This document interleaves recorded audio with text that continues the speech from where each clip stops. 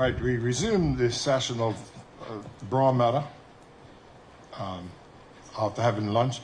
Council, I'm aware that we wish to move with some expediency, so I'll defer to you for any comments. And I know that Mr. Hanson wishes to start by having a question of Mr. Adams' report, just as a reminder.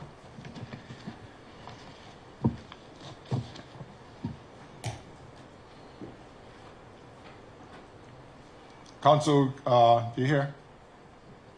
Yes, Mr. Chairman.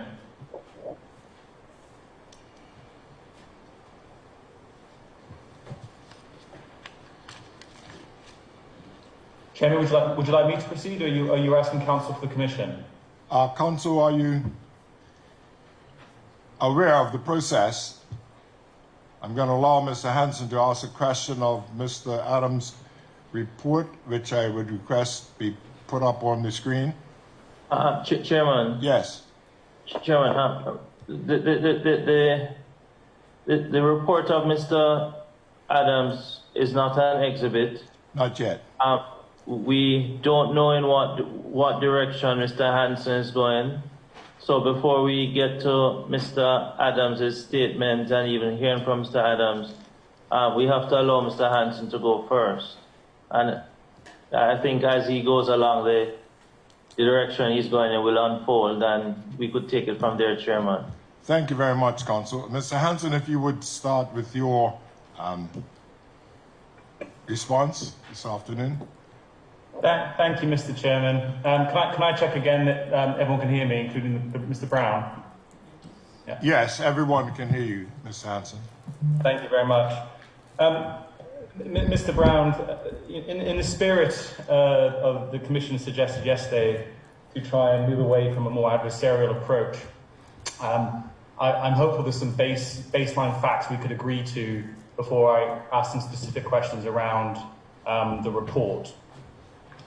And if I could just go through those quickly, so we're all on the same page as to where things sit.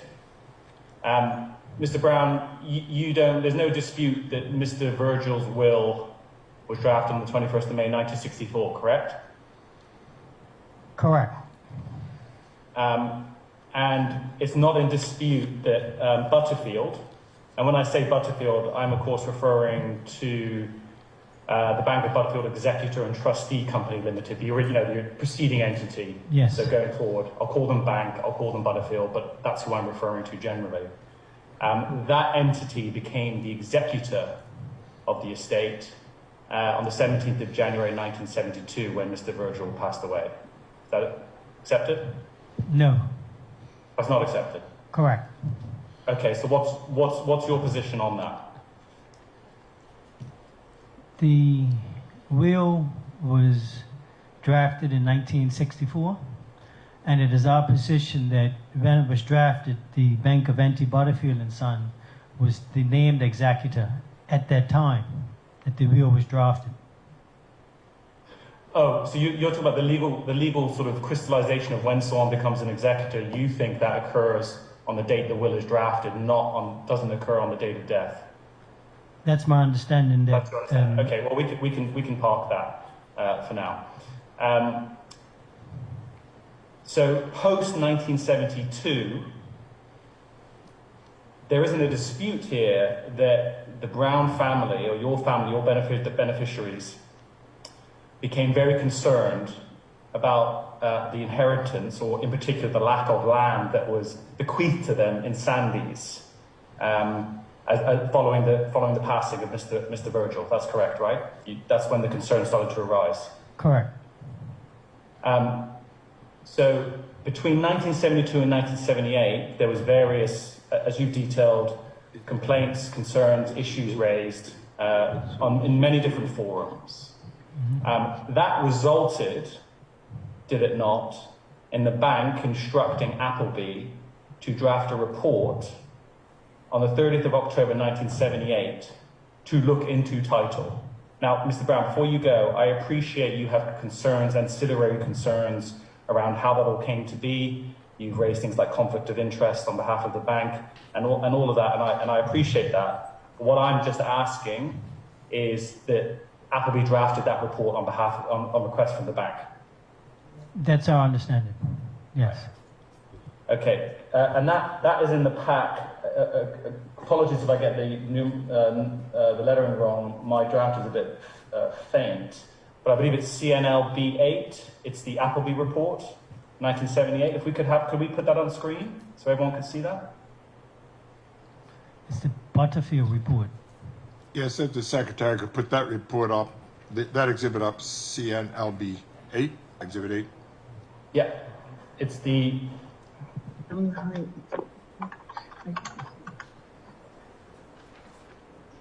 That's right. So could we please go to paragraph 50 of that report, please?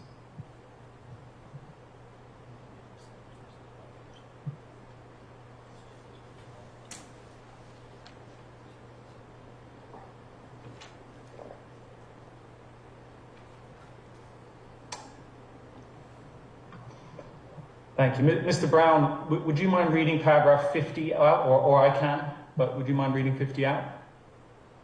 Certainly.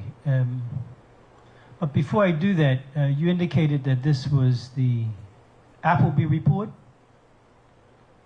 and we describe it as the Butterfield report. Okay. I don't know if that's significant to you. No, you can describe it as the Butterfield report, that's fine. Okay. So, paragraph 50. By an indenture of conveyance dated 15th April 1969 between John Augustus Alexander Virgil of the first part, Russell Levi Perriman of the second part, and David Edmund Wilkinson of the third part, John Augustus Alexander Virgil conveyed Brownacre to Russell Levi Perriman to use to Bardawa in consideration of a payment of £7,000. From this date, therefore, John Augustus Alexander Virgil did not earn any part of the said tract. Thank you, Mr. Brown. So, your family took extreme issue with this view, correct? In that it was not correct. And Yes. over the course of time, that culminated in a report you instructed Bermuda Caribbean engineering consultants to carry out about 18 years later in respect of the title. Is that correct? That is in part correct. Okay, thank you. So, could we go then to that report, please? That's a CNLB5, I believe, on your pack. This is the Bermuda Caribbean Engineering Consultants Report into the title. If we could have that on screen, that would be appreciated.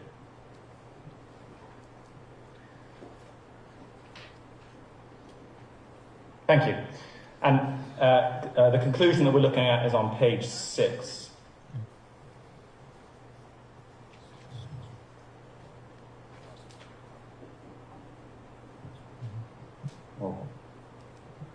So up a bit, I believe. It's the conclusion. There we are, conclusions. Mr. Brown, could you read paragraph 3 under the heading conclusions for us? The research on which this report is based did not reveal any record of John Augustus Virgil disposing of Lot 4, Plan 7, or any part thereof between 24th January 1962 and 17th January 1972 when he died, or before that period. Thank you. So, Mr. Brown, I mean, looking at this report that your family commissioned, I think any objective person would have a significant understanding and empathy for the position that you've raised, because the expert that you have paid to look into this for you has effectively validated your concerns on title. Chairman, I'm just wondering whether Mr. Hanson would like Mr. Brown to answer the question rather than an objective view, him indicating what an objective person would Sure. would believe. Sure, that's no problem. Mr. Brown, did you have significant concerns on the back of this report about the title? The concerns that the family had about the title remain up until today, and that we are still seeking. We are still seeking to present our story as it relates to this property. Thank you, Mr. Brown. And if Yesterday, in the questioning from counsel for Mr. Swan, you were emphatic, were you not, that you stood by this report? we stand by parts of the report, indeed. Okay. So do you stand by this part of the report, that there was no evidence that there was a transfer of title? I believe that Mr. Summers, based on what he had available at the time, drew the conclusions that, as we see here, we accepted it. We accepted that he did the work he said he did. Thank you. But now, on the 26th of March 2021, in hindsight of all the documents that you provided to the Commission, do you still consider that there was no documentary evidence of the transfer of property or the conveyance of property? Or do you now amend your position just in respect of that, not in respect of all the context, all the other issues you've raised, just in respect of this particular issue? Do you now revise your position on that issue? We maintain that the sale, the supposed sale of land from John Augustus Alexander Virgil to anyone is in question, as we understand that there was never any sale of his property. Thank you, Mr. Brown. Yes, you've made that very clear. I think what I'm trying to separate out for the benefit for you and the Commission is just so we're all clear, is whether or not your issue now, today, is not that these documents didn't exist as you provided them in your evidence, not that they didn't exist, but that the circumstances around them were suspect, and that's why the transfer shouldn't have taken place or didn't take place. But the document exists itself, the conveyance document of the 15th of April 1969. Now, I know you have concerns about the document, but the document itself exists, doesn't it? We have seen a conveyance, yes, Okay. April 15, 69, which we've answered as part of our evidence submission back in November. Thank you. So it was just to clarify for the Commission's benefit, the issue isn't so much whether or not the document exists. You think it does. The issue is more surrounding the parties' intentions at the time, the contracting parties, all the issues you raised over the course of yesterday and in your evidence. Is that correct? Is that fair? I'm sorry. I believe the answer is yes, but I would you kindly repeat the question? Sorry about that. Sure. Maybe I could phrase it another way. Today, giving evidence under oath, your position is it not, the 1969 conveyance document itself did exist, but you have concerns about its authenticity. Correct. Is that right? That is right. Okay, so your evidence is that it did exist, but there's concerns about its authenticity, and as we've seen, we have an expert, handwriting expert, who's going to give evidence to that, etc., in respect of the authenticity of the documents and the signatures. Correct? Correct. Thank you. But at the time, Mr. Brown, you accept that the parties at the time, they were dealing with these documents in front of us now, as you have them and as you provided. That the parties to the fraudulent conveyance? Well, what you say is a fraudulent conveyance, but yes, the parties at the time, being the bank, Mr. Pearman, the lawyers involved, etc. Yes. These were the documents that they were working off. You question the signatures, and I understand that, but these were the documents everybody was working off at the time in 1969. That's our understanding, yes. Thank you. Okay. And another impression that I received, Mr. Brown, from your evidence as you were giving it, and from Mrs. Brown, was the passion you felt in respect of no independent body or person looking at these issues without the conflict problems that you've raised before. And that's one of your main problems. Is that fair? I'm not certain that we would characterize it as no unbiased person. We haven't had the opportunity, we haven't had the legal representation we've sought, and we haven't had the avenues of justice open to us as we had desired.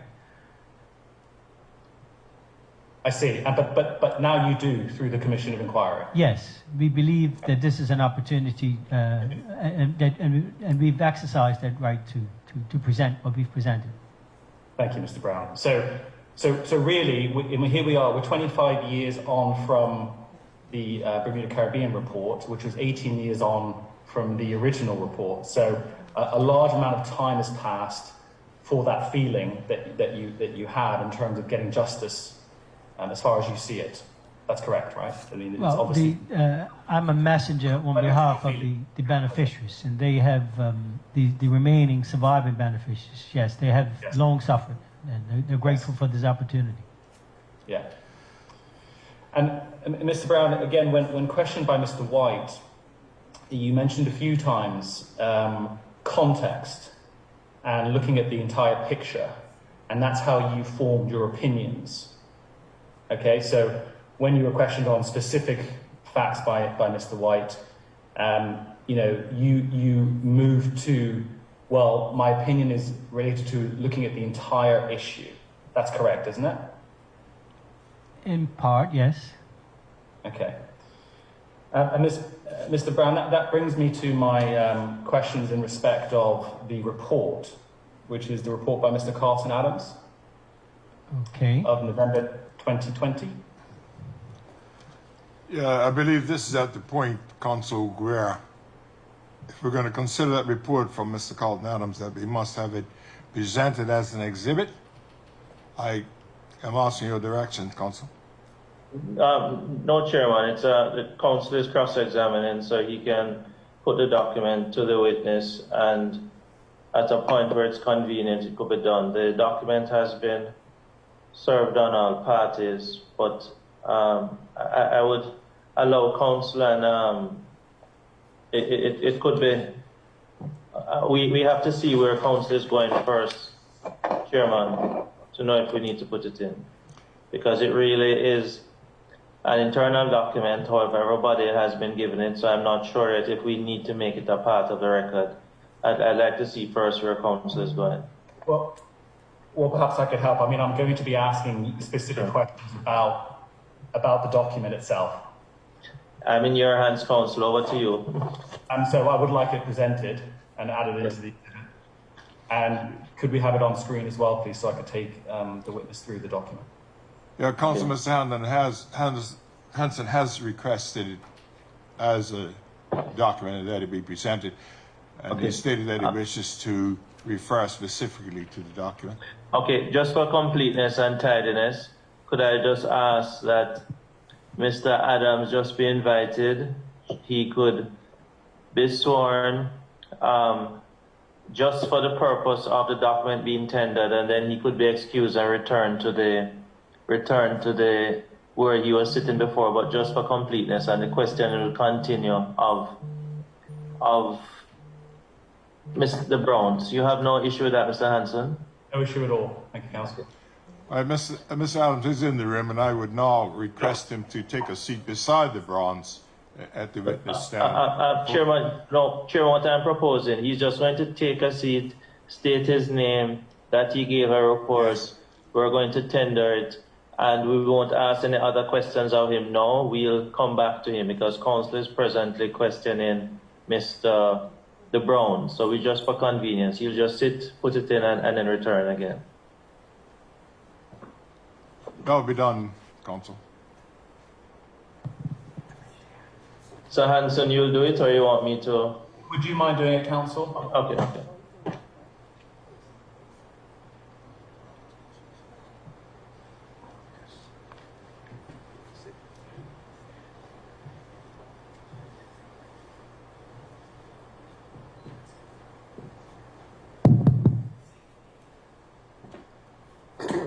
I, Carlton Adams, I swear by Almighty God I swear by Almighty God that the evidence I shall give that the evidence I shall give shall be the truth, shall be the truth, the whole truth, the whole truth, and nothing but the truth. and nothing but the truth. Good afternoon, Mr. Adams. Good afternoon, Counsel. Yes. You prepared a report which is dated November 2020. Correct. You gave it the title, Review of the George and Charles Brown Submission to the Commission of Inquiry into Historic Land Loss. That's correct. That's correct. And you had written, submitted by Carlton Adams. Correct. It consists of 14 pages. Correct. Thank you. And at the 14th page, you have your name, Carlton Adams, Consultant Investigator. Correct. Do you have a signed copy of that document? I believe I submitted that to the Secretariat. Okay, I'm just going to ask them to provide one for you that you could sign, however, but I'm just going to ask at this time, Chairman, the document could be tendered and admitted as CA, the initials of Mr. Carlton Adams,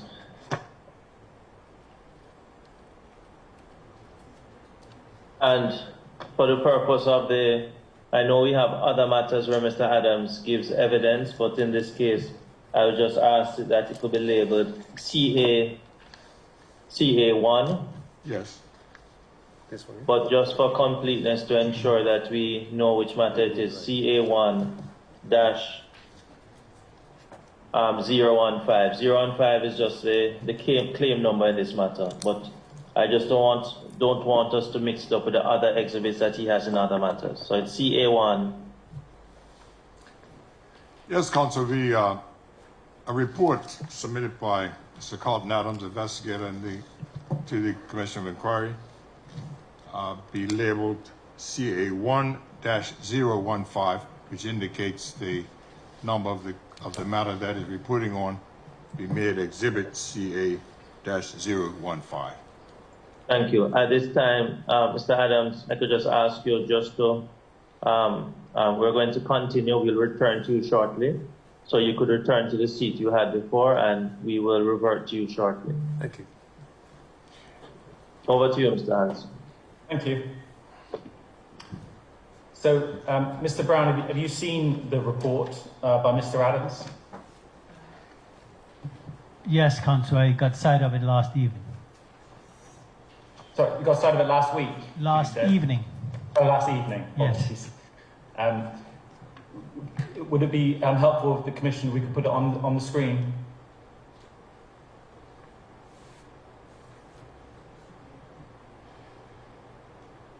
Thank you.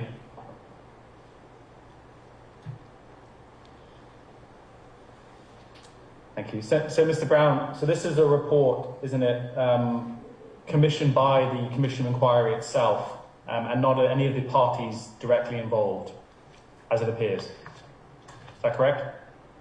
That's what I understand, yes.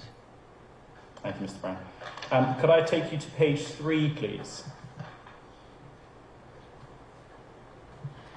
And it's under where it says introduction. Mr. Brown, it would be helpful. Would you mind reading the first paragraph there under the word introduction for us? Certainly. Thank you.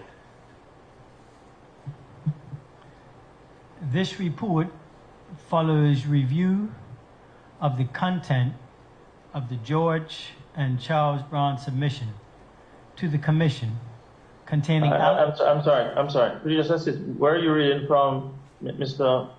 Please assist me. I'm sorry. Page 3, subheading Introduction.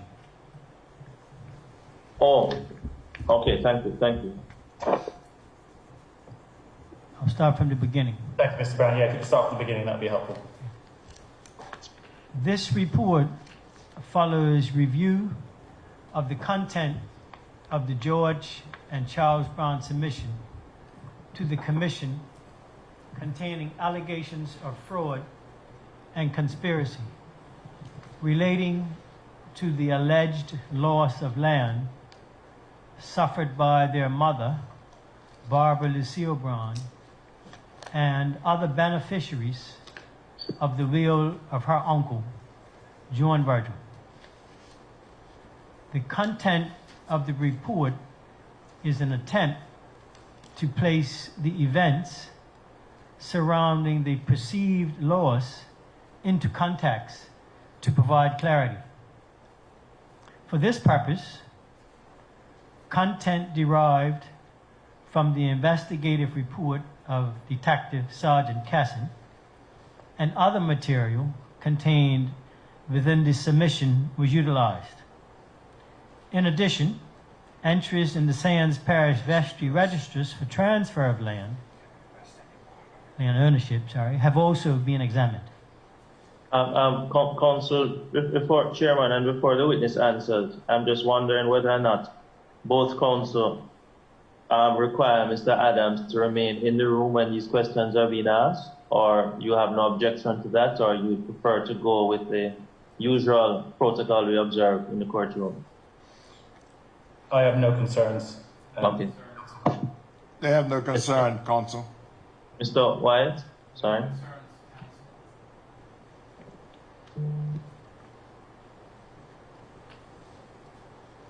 Just making sure, Chairman.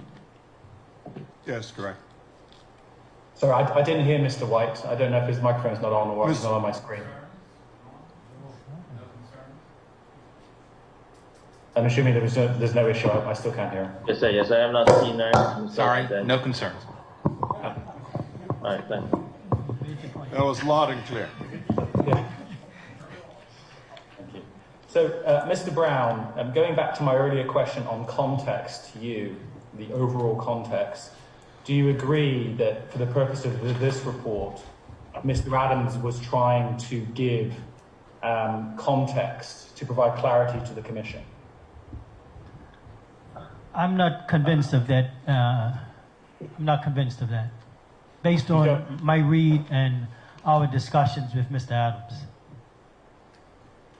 So you don't agree that you think that sentence in this introduction, in particular, I can read it out. The content of the report is an attempt to place the events surrounding the perceived loss into context to provide clarity.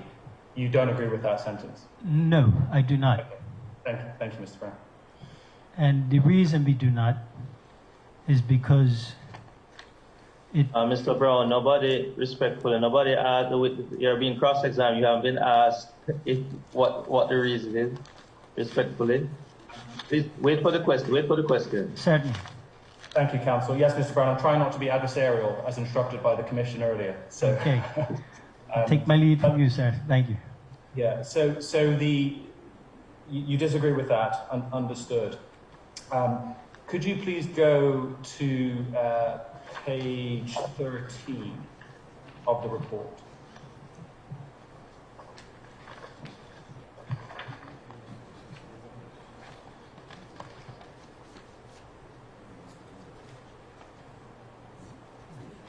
You said page 13, Ms. Hanson? Page 13, yes, Yes, that's I'm right. there. The one on the screen there, yeah. Okay. You'll see that from the third paragraph down, I unfortunately am going to ask you to read a few paragraphs here, if that's okay, Mr. Brown. It's from the third paragraph down to the end of the page. Would you mind reading that out? I will. Thank you. Of note, is that your reference to third? The third paragraph, it starts, of note, is that an entry in the Sandys Parish? Okay. That one. Of note is that an entry in the Sands Parish Vestry Register relating to John Augustus Alexander Virgil for transfer of land referred to above, dated April 1962, reflects the transfer of land ownership to Jones at sheet number 12 of the register.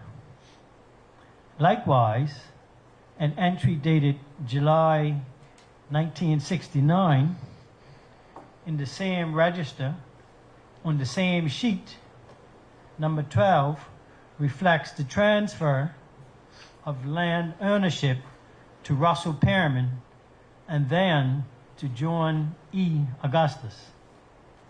A further entry recorded for John Augustus at sheet 24A reflects transfer of the land ownership from Perriman to Augustus.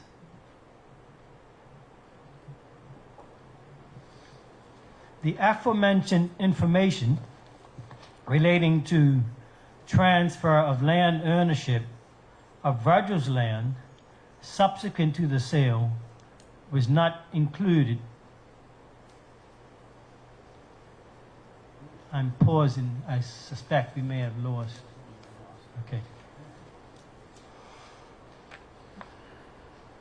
The aforementioned information relating to transfer of land ownership of Virgil's land subsequent to sale was not included in a report compiled by Bermuda Caribbean Engineering Consultants during 1996 at the behest of the beneficiaries of Virgil's will.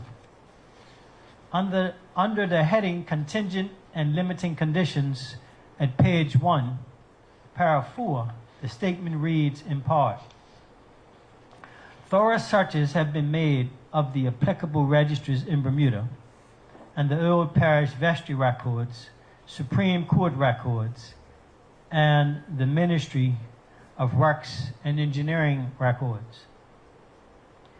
Clearly, the statement is not accurate, given that the entries referred to above at sheet 12 were made in the Sands vestry records in 1962 and 1969, well before the report compiled by Bermuda Caribbean Engineering. Yet the effect of them was not noted or articulated in the report, thus creating the misleading impression that there was no indication of Virgil having disposed of land after January 1962.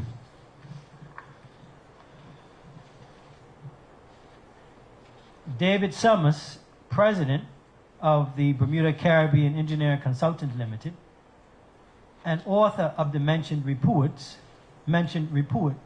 was shown a copy of sheet number 12 from the parish vestry records on the 9th November 2020. Would you like me to continue, sir? Yeah, would you mind just doing the quote there, Mr. Brown, on the page 14 for us? I can confirm that I did not have sight of the parish vestry records for Sands when preparing the report, but relied on verbal communication with the parish vestry clerk. Thank you, Mr. Brown. So we're in agreement, and I think you are in agreement now in respect of the documents insofar as Mr. Adams is right and the Bermuda Caribbean report was wrong about that specific issue. I don't draw that conclusion. Thank you, Mr. Brown. If you could turn to page 11 of the report.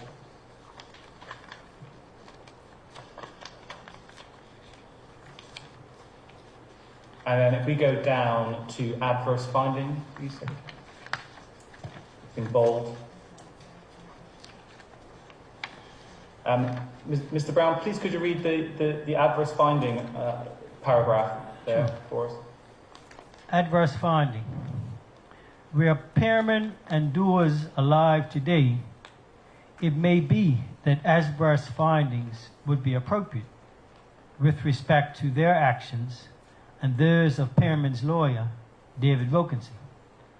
However, all of them are deceased, and in the absence of evidence of wrongdoing, there does not appear to be grounds or justification for such a finding with respect to entities and individuals against whom allegations have been asserted, these being Appleby, Sperling, and Kemp, the Bank of Butterfield Executive and Trustee Company Limited, Sir John Swan, and individuals to whom property was sold following subdivision into individual lots.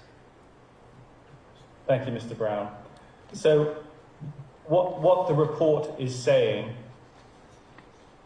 isn't it? Is that perhaps Pearman and Dawes, and I may be pronouncing that wrong, you probably pronounced it better, there may have been adverse findings in respect of them, keyword may, and as well as those of Pearman's lawyer, David Wilkinson, keyword being may. But there is not evidence, there is an absence of evidence in respect of the other named parties, and of course one of those being the Bank of Butterfield Executive and Trust Company Limited. That's what that says, right? It certainly is what Mr. Adams has included in his report. Thank you. Now, Mr. Brown, for the first time in 50 years, we have someone who is not connected to the parties, appointed by the Commission of Inquiry, review the historic documents that were available to Butterfield or the bank at the time of this transaction, and has come to the conclusion there's no grounds or justification to proceed with any adverse findings. And my question, Mr. Brown, on that is... I'm sorry, just a minute. Could counsel indicate who is referring to, that this person who has looked at everything, my words, and come to this conclusion? Are you referring to the Adams, Mr. Adams? Okay. Yes. Okay. Mr. Brown, do you want me to start again, or are you still with me? I'm still with you. Thank you. So we now have this Mr. Adams' report saying that. Has that in any way changed your view in respect of any of the issues he's raised, or are you still of the firm view that all these parties together are still equally at fault? Our position is that the document prepared by Mr. Adams lacks credibility, and it doesn't do justice to the evidence that was presented. And so the conclusion the sentence that I've just read is we are not able to accept. And so by extension, cannot accept that this was an objective and unbiased assessment of all of the facts that are available. The entirety of available facts were not included, and there are implications and other statements that are not supported. Thank you, Mr. Brown. So your position is the Commission of Inquiry investigation by Mr. Adams is not correct? And just before the witness answers that question,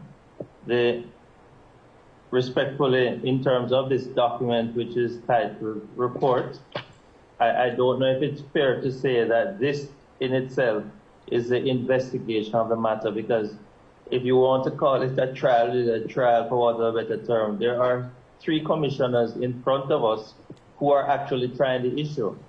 So one could not properly say that this report was trying the issue and that this report is the end all. I just put counsel on notice with regards to the way the question was phrased. Thank you, Counsel.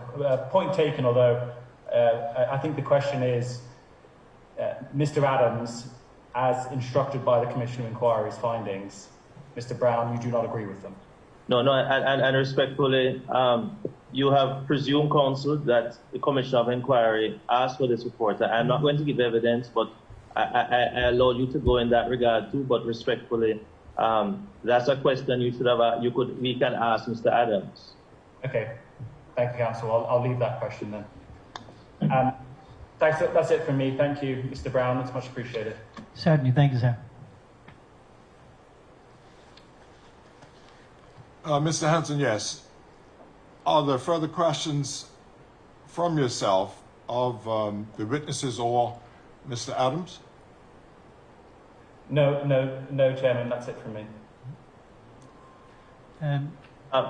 Chairman, probably at this time you could invite Mr. White and Ms. Virgil if they have questions which arise from the questions posed by Mr. Hanson. I will follow after. Yes, I'll just take a question from Mr. Braun. I wanted to know if is this an opportunity for our concerns with respect to Mr. Hanson's client to be raised? No. Counsel, the question from Mr. Charles Braun is this an opportunity or occasion when the witness, Mr. Charles Braun, should be able to question Mr. Hanson about his client Butterfield's involvement? Chairman, the claim submitted by the Browns was the evidence. So the evidence is already in respect of the concerns they had in respect of the persons to whom adverse notice was issued. Yes. So when we get to the point, when we get there, that if at the end Mr. Hanson on behalf of Butterfield Bank decides that they wish to give evidence or say anything, that is where we get to that stage. But we're not there yet. And properly speaking, at that time, I will put the questions, if any, if there's any witness or person who's going to speak on behalf of Butterfield. But we're not there yet. Yes, Mr. Charles Braun has indicated that he understands the process. Thank you, Chairman. So at this point, I'll ask Ms. Virgil first if she has a question to be put to the witnesses or a statement to be made about the report that has now been released of Mr. Adams's report. Either one. No, Mr. Chair. There's only one mention of the late John Alfred Virgil, and I think that I take the report as it stands. Ms. Virgil, we'd just like to see your face more completely. Could you touch your camera? I see a lovely smile. Yes, thank you. We just wanted to see to whom we were speaking. Thank you very much. That was a request of one of our commissioners. Okay. So at this point, we'll continue. Mr. White, do you have questions to be put on the report or about the report from Ms. Adams or to Mr. Well, I do have questions for Mr. Adams. He's not in witness Mr. box. Adams. It's You have questions Mr. on Mr. Brown. Adams. I have questions for Mr. Brown. Mr. Braun? Yes. You have questions on Mr. Braun? Yes. So Mr. Adams' report illustrates that the Sands Parish Vestry Register was not examined by Mr. Summers and had documents which related to the transactions in question that he was commissioned by your family to look at. Is that not correct? I believe that I'm is- sorry. Counsel, could you repeat that question? I'm sorry. The Adams report contains information about the Sands Parish Vestry Register relating to John Augustus Alexander Virgil, sheet 12, which Mr. Summers did not examine in his report, which was commissioned by your family. You're asking me if that's in the report? It does not say that? page 13. Yes, but to be fair to the witness, counsel, and the witness is asking, and I'm not giving evidence. He's asking, you're asking if it's in the report, or you're actually asking if in fact that Is was it in not the done. report? He can only speak about what's in the report because he wasn't there to do the examination. And it wasn't his report either. That's correct, but he has a report in front of him. Doesn't the report say that? Right, okay, that's a different question. Fine. Does the report not say that? What you just read from the report, you're asking me if it's in the report? I paraphrase from the report, page 13. And so what you paraphrased Yes, on page 13 third paragraph. of note, Yeah, doesn't it say, talk about the Sands Parish Registry documents that, and then further on at the end, Mr. Summers on page 14 says, I can confirm I did not have sight of the parish registry records?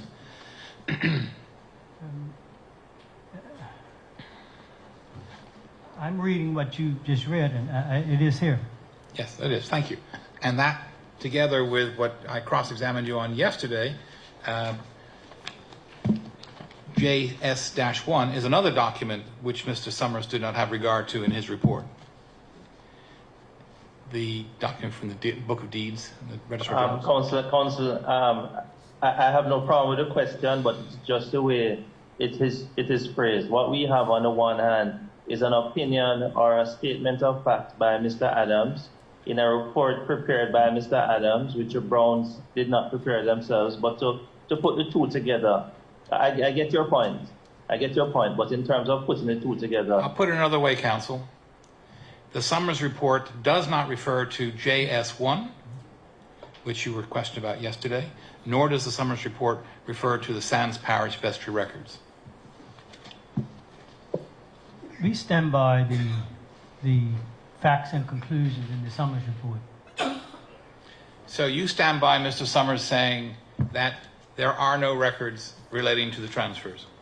We stand by Mr. Summers' report. Okay, thank you, sir. Thank you. No further questions for him. No further questions from Mr. Swan of the witnesses. And I just ask again if you have any questions of Mr. Adams directly. Yeah, we have questions, but I just like us to finish with this first. Mr. Brown, Yes. and answer to Mr. White, you indicate that you stand by the Summers report. In answer to Mr. Hanson, if my recollection serves me, indicate that you stand by parts of the Summers report. Now, can you just indicate, can you clarify for us? Certainly. The Summers report makes reference to a transfer of land from John Augustus Alexander Virgil to Mr.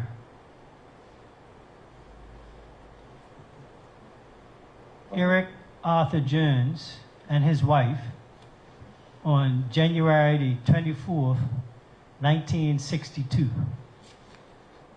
That statement in the Summers report is one that we do not support.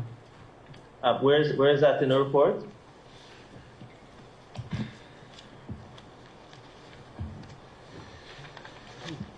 So probably the easier way, what you can do as we go along through your chair.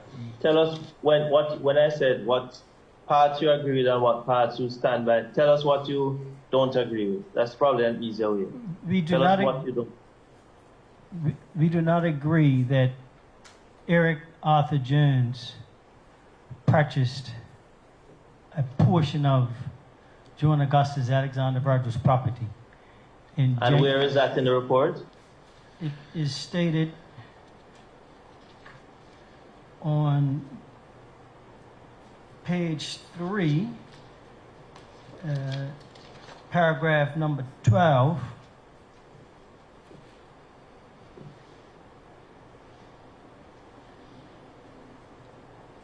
Yes, there we are. We take issue with with this transaction because, well, for several reasons which we've previously entered evidence to support our position.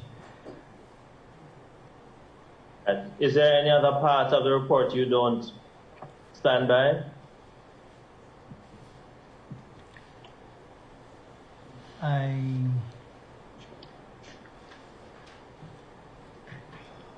No.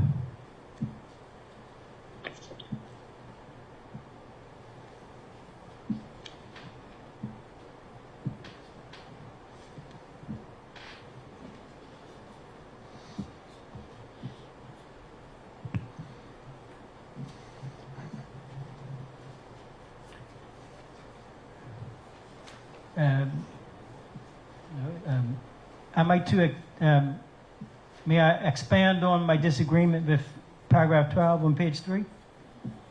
No, you just said that you had already expanded on it before, so I'm limited to asking you what I'm asking now. I'm just trying to get from you in respect of two different answers you gave to two different persons on the cross-examination. I'm just trying to clarify what you said to one person that you stand by and to another person who said you stand by parts of it. I'm just trying to clarify that point, and I've taken you to what are the parts that you don't stand by.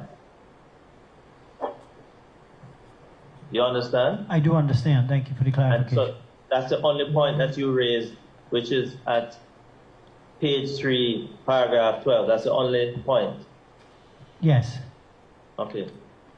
Now, taking you back again to a question that Mr. Hanson had asked you, and forgive me, Mr. Hanson, you're going so fast, so I have to summarize the question. I may not have got the thing accurately as you said it.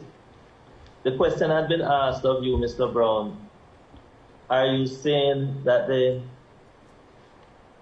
Adams report was wrong and the Summers report was right? Is that how you put it, or the other way around? So the question as I wrote it, and I stand to be corrected, is that the question had been put to you that the Adams report was right and the Summers report was wrong. That had been put to you, and you did not agree with that. Well, Counselor, I recall being asked if this is the words that I read, if that was in the report, as agreeing with the assertions in the report and the conclusions is, I see it as a different matter. To be fair to Mr. Brown, I think you're talking about the question I asked you. He was talking about the question Mr. Hanson asked you. To be fair, so you can answer the question from counsel. Okay. Thank you. Thank you, Mr. White.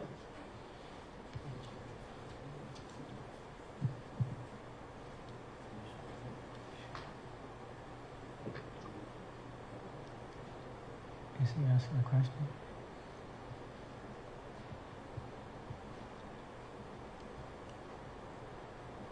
Counsel, am I being asked a question? Yes. Counsel, will you just repeat the last question to Mr. Brown, Mr. Charles Brown? Thank you. Earlier, you had been asked a question when you're being cross-examined, and I'm indicating that I didn't get it. I'm trying to put it in my own words, I didn't get the actual question. But I understood that what you said, having been put to you, that are you saying that the Adams report was right and the Summers report was wrong? Do you recall that being asked of you, sir? I vaguely do. If I could, am I going to be asked that again? No, I'm just putting that in context, and now I'm going to ask my question. Because go ahead, I'll listen. Right. And you had also indicated that in respect of the Adams report, what is now known as the Adams report,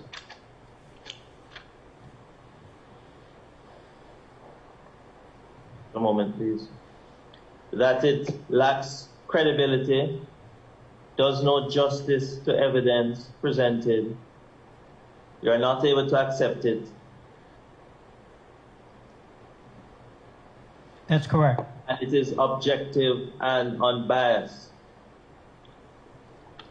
The question I'm asking you now, to put into context that earlier question, do you accept the Summers report or the Adams report? The Summers report. Thank you.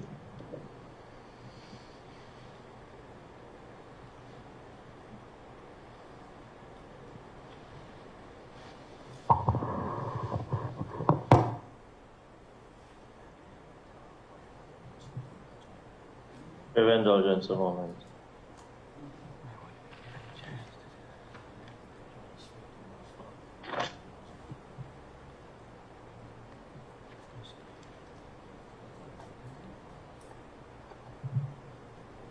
I have nothing further at this time from this witness.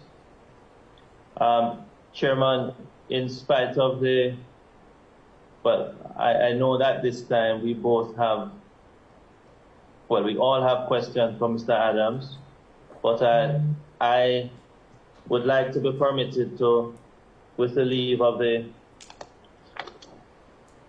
Chairman and also of counsel and Ms. Virgil, there's a document which had been shared with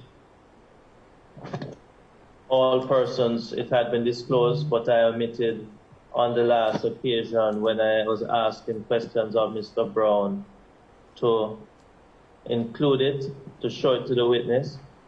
I am just searching for the date when it actually had been served on counsel and Ms. Virgil. The document is dated the 5th of March 2021. It's a document from the Land Title Registry Office. It had been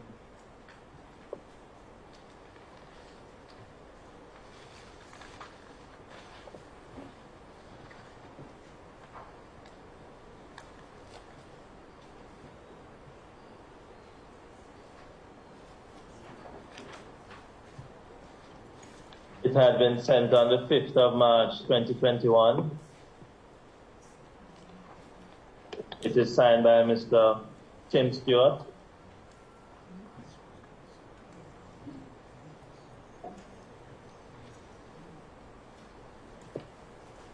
And also after that, Chairman, I know we all have questions from Mr. Adams.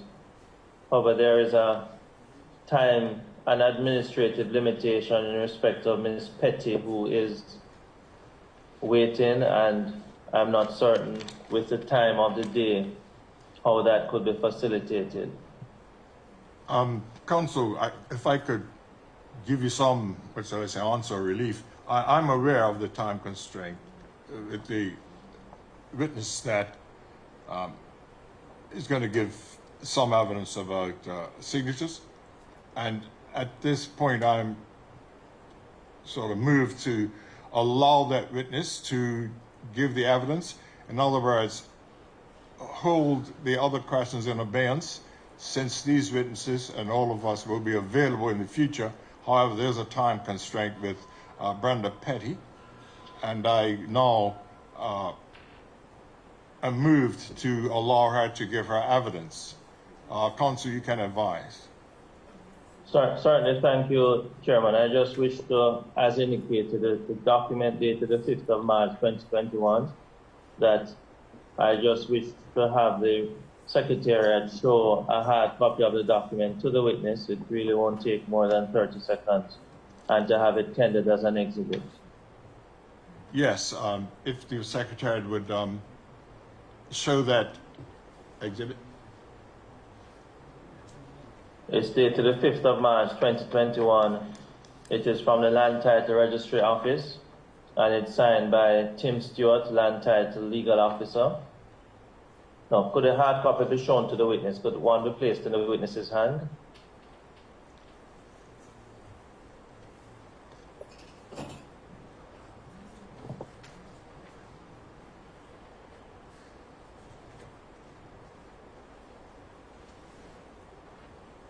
Yes, that's being done.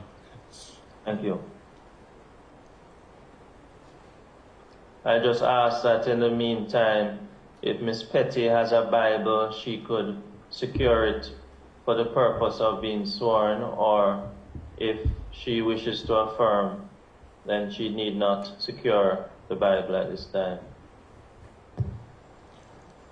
All right, Counsel, are you requesting that that document be exhibited first on the screens?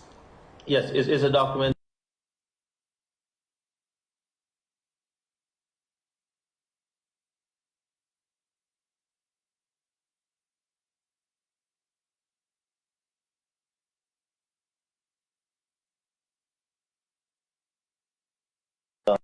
I'm asking that it is tendered and admitted as Exhibit CNLB 18.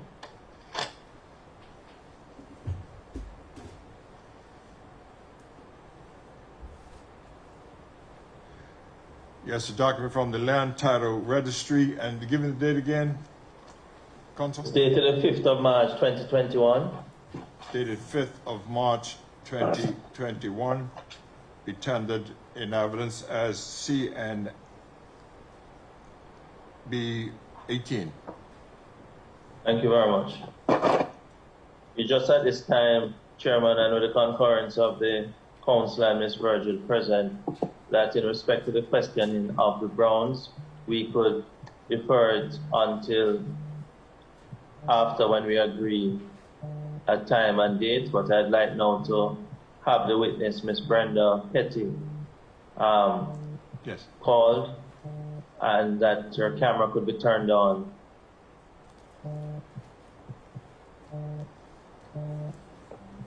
I presume she's appearing by Zoom, Counsel? That is correct. I was a bit confused for a while.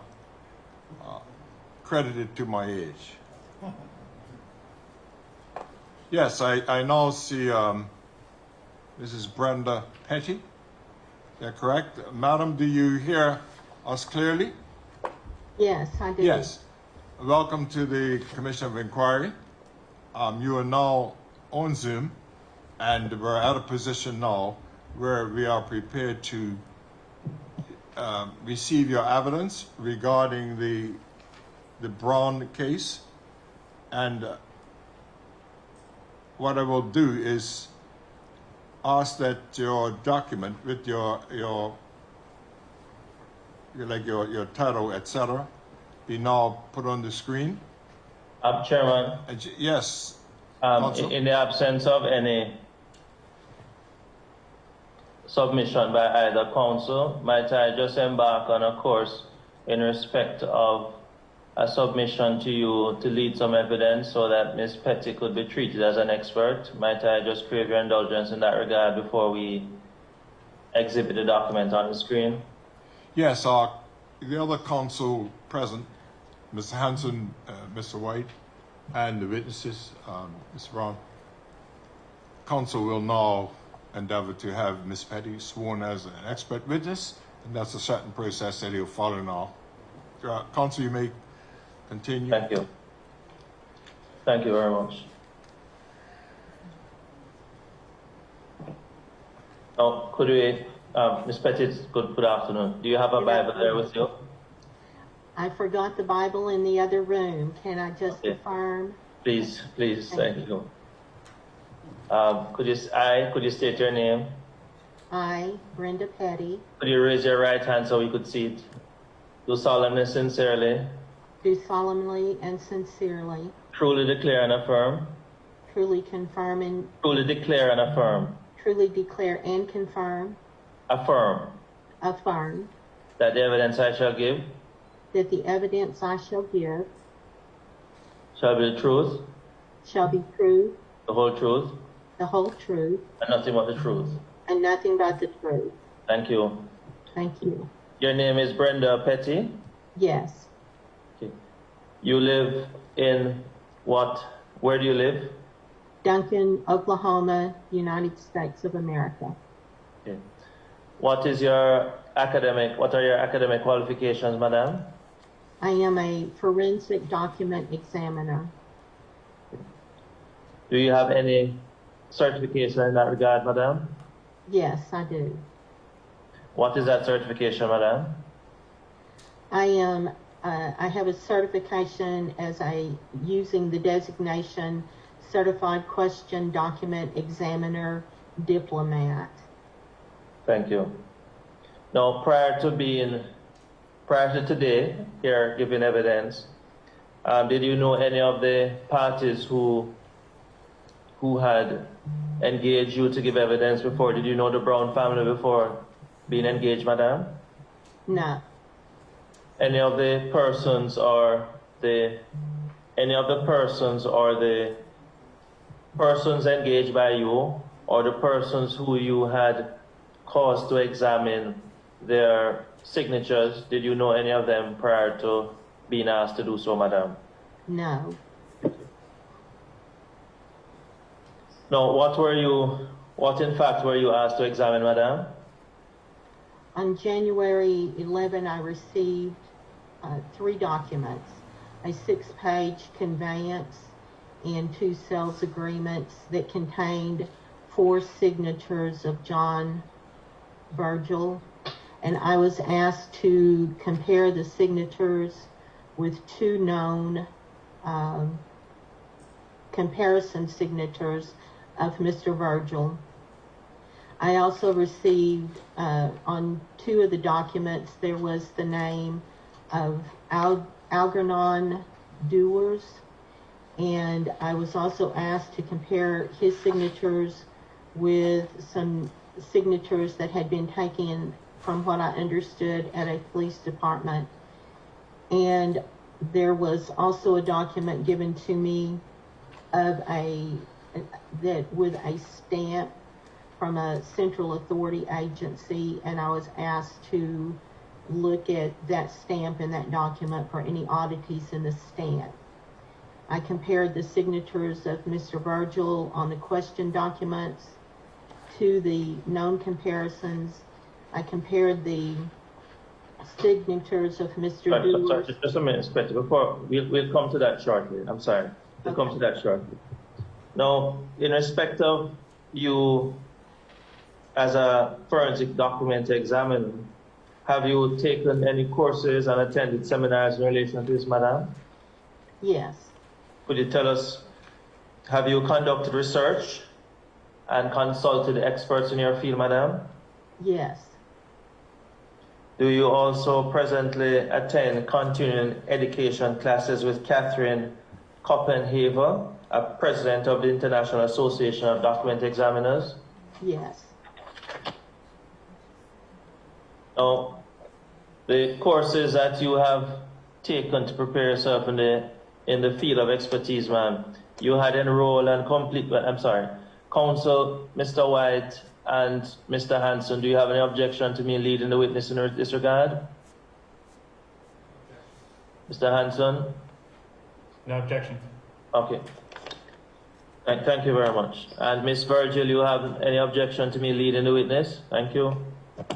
I'm just leading the witness, Chairman, in respect of her qualifications with regards to her being treated as an expert, not to her actual evidence of her examination or findings, Chairman. I understand, Counsel. Now, Ms. Petty, you enrolled and completed a 2-year program at International School of Forensic Document Examination from 2006 to 2008. yes, And on this occasion, each test you're required to have 100% accuracy, and to pass a final exam, you're required to have a minimum test score of 85%. correct, You enrolled and completed the program offered by the American Institute of Applied Sciences for document examination in 2007 called Question Documents. yes, In December 2006, you received a certificate of completion from West Virginia University in Question Documents.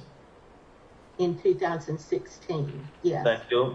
In 2017, the International Association of Document Examiners gave you a test by proctor that took 3 hours to complete, madam. yes, You got 94% score on that test, and you're awarded designation of Certified Question Document Examiner, madam. correct, from 2016 to the current, ma'am, you have studied continuing education classes, as stated before, with Catherine Copenhaver, madam. Yes. And in January 2020, you're awarded a new designation of Certified Question Document Examiner, Diplomat, which you mentioned earlier, for a variety of different cases that you had examined and fulfilled the requirement to earn the designation, madam. Yes. Thank you. Now, you have passed all the courses that you have done in document examination, madam. Yes. You have passed and you have received the certificates and diplomas in respect of the test you have passed, ma'am. Yes. Now, you have received a diploma in from the International School of Forensic Department examination for 2 years of study, ma'am. Yes. You have completed certificates with the American Institute of Applied Sciences and the West Virginia University in question documents. Yes. And as stated earlier, on December 8, 2017, you're awarded the designation of Certified Question Document Examiner, correct? Correct. No, madam. In 2007, you attended 20 hours of training with the National School of Forensic Document Examination Training Conference in Dallas. Yes. In 2007, you attended 20 hours of training in advanced handwriting training in Dallas, Texas. Yes. In 2009, you attended 8 hours of training at the White Collar Crime Summit with Frank Abagnale, madam. Yes.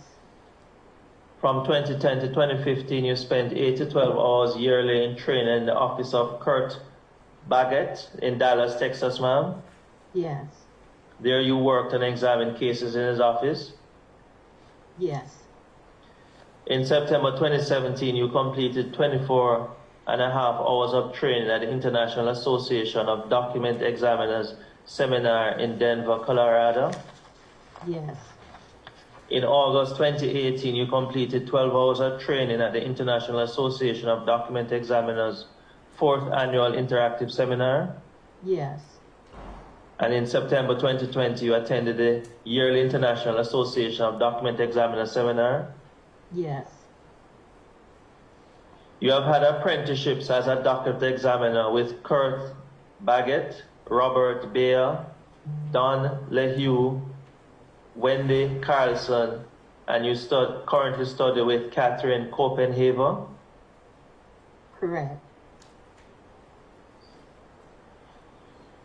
You have tested with the International Association of Document Examiners for certification, madam. Yes. And having passed that test, you're then invited to participate in a proficiency practice test each year to maintain membership in the IADE, as well as other training to maintain membership, madam. Yes. Almost finished, madam. Now, you have been privately trained as a document examiner, taken courses, and you have apprenticed with other document examiners who have been qualified to give evidence in courts as experts, as well as continuing education, madam. Yes. Madam, you have rendered an opinion in more than 700 cases throughout the United States and international, madam. Yes. You have examined more than 20,000 documents and signatures, madam. Yes. You have gone through, and forgive my pronunciation, the Dobbs motion in the courts in the United States, madam. Yes. You have been a document examiner since June 2008, madam. Yes.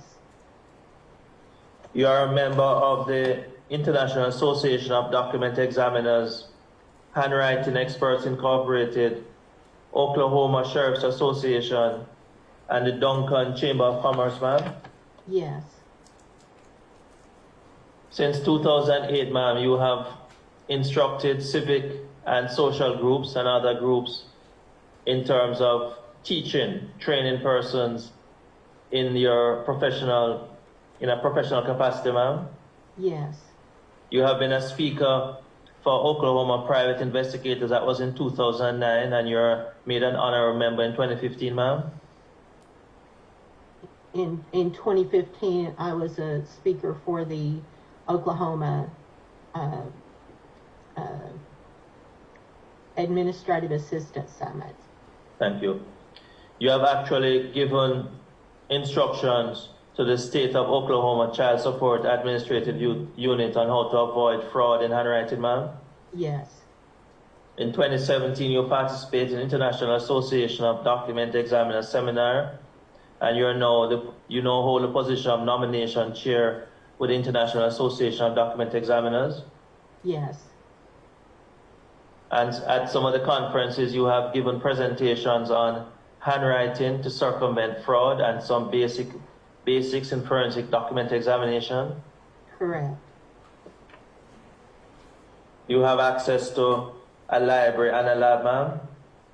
Yes, In your lab, you have numerous devices and grids, variation of magnification equipment, handheld magnifiers, a light box, HP computer with printer with magnification scanning capabilities, and a Zarbeco MyScope that is also equipped with infrared lighting, ma'am.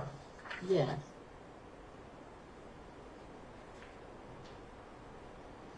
Madam, there is equipment such as the electrostatic detection apparatus or video spectral comparator that you don't have in your lab, but you have access to, ma'am, if the need requires. yes, Okay. Now, as we close, you have given evidence in court and have been qualified 18 times in the United States and Canada and given 5 depositions. correct. You have testified in Arizona, Arkansas, Georgia, Kansas, Louisiana, Oklahoma, Texas, and Canada, ma'am. Yes, You have testified in federal court, madam. no, I haven't. You have given testimony. Okay.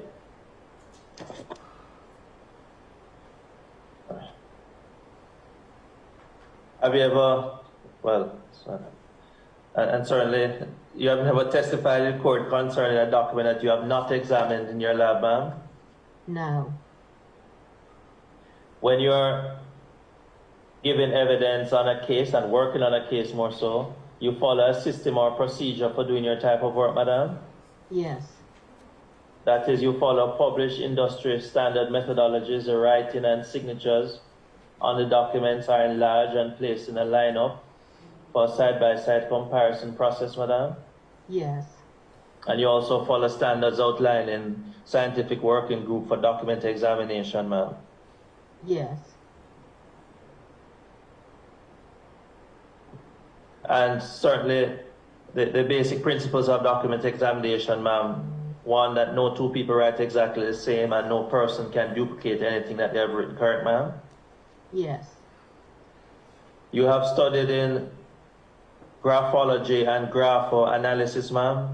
yes, Chairman, Yes, Counsel. in the circumstances, my application to you is that Miss Brenda Petty, that she could be treated as an expert and allowed to give evidence in respect of what she indicated earlier in respect of documents she received and a request that had been made of her, sir. Yes, Counsel, based on the qualifications of Ms. Brenda Petty, this Commission of Inquiry grants her the status of an expert handwriting or a handwriting expert. Document examiner, letter. Thank you. thank you. Thank you. Thank you, Charles. Now, Miss Brenda Petty, you prepared a report consisting of how many pages, madam? Yes, How many pages was the report consist of? I think it was 14. Thank you. But you also had included in that document some other information in respect of your sources and the actual documents? Yes. 14 pages, thank you. Now, just to indicate that to signal counsel, I won't be leading the witness anymore. Thank you, counsel. I thought you were going to give evidence yourself for a while. No, that's just an aside. I realize. Yes. Ms. I know we Petty, need leadership. I know we need leadership in the world, but I didn't plan to do it this way. yes, Ms. No. Petty, if you would, we do have your evidence here. And counsel, if you could start off and request which pages to be Thank you. referred to. Chairman, my first convenience. application is that the document consisting of 14 pages. It's a report of Ms. Brenda Petty. It's signed by her on the 25th day of January 2021, which appears on the 14th page. It is also signed by a Stacey Crump, who is a commissioner. My application is at the 14 pages of this report. Question, document, examiner, letter, and report that it could be tendered and admitted as Exhibit BP1. Yes, that document will be recorded as BP1. For the purposes of the exercise, however, Chairman, I'm just going to ask that also attached to her report are another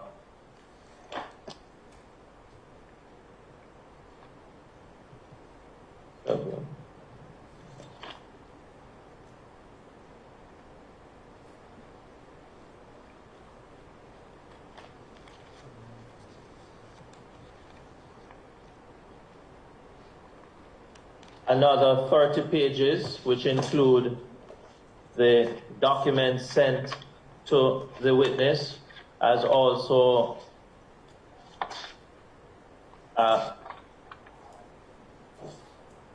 bibliography, as also documents indicating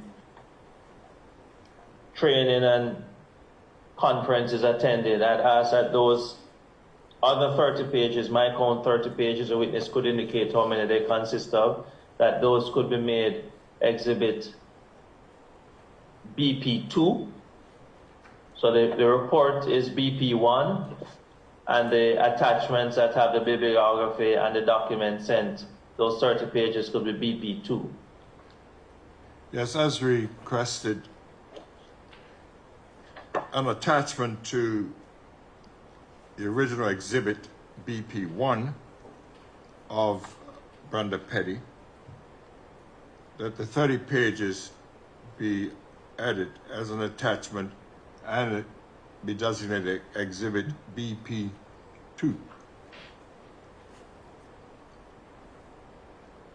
No, Madam, thank you.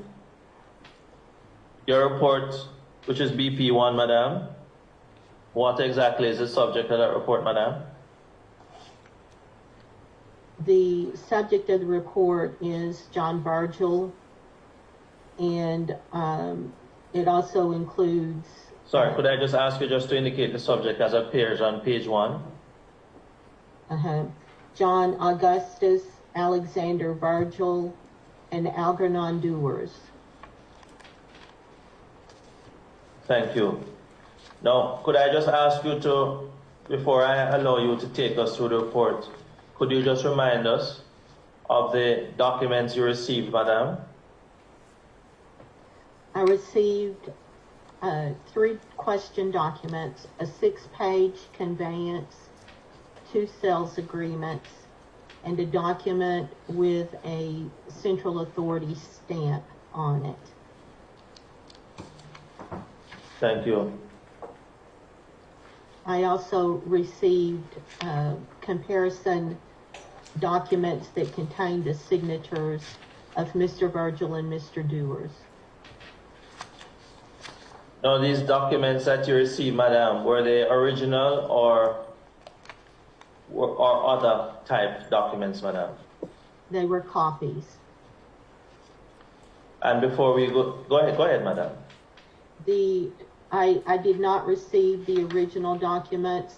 I was not given the information if the originals existed or not.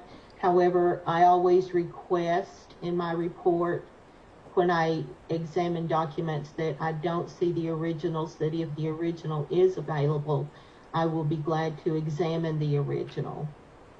Thank you. Could you just take us through the report from paragraph 3, madam? Please go ahead.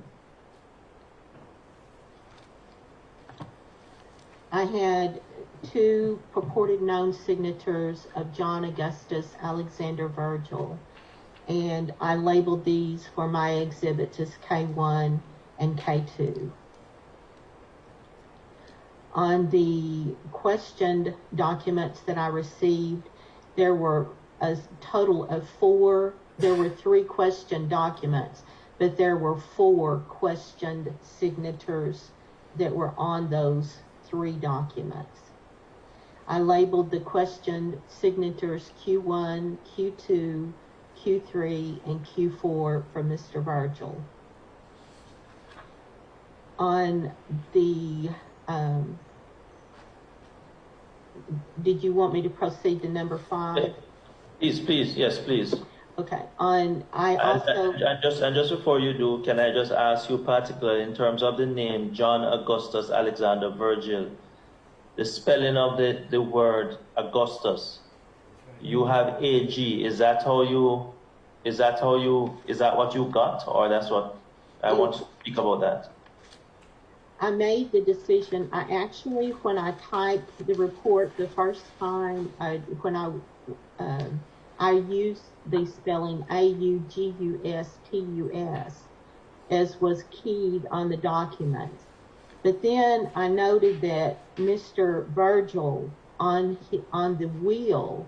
Or the signature purporting to be Virgil's. Yes, correct. It was purported to be his signature on the wheel. I noticed that he actually spelled his name A-G instead of A-U-G. He spelled it A-G-U. And so because I went through a deliberation process, because sometimes documents can have the wrong name keyed on them, but the person usually will spell their name the correct way. And so I chose, since he had purportedly signed his name as A-G-U, I went back and changed the name instead of A-U-G-U, which would be standard, the standard way of spelling the name. I went back and changed it to A-G-U to match the way that it appeared Mr. Virgil signed his name. Thank you. Now, could you continue to take us through the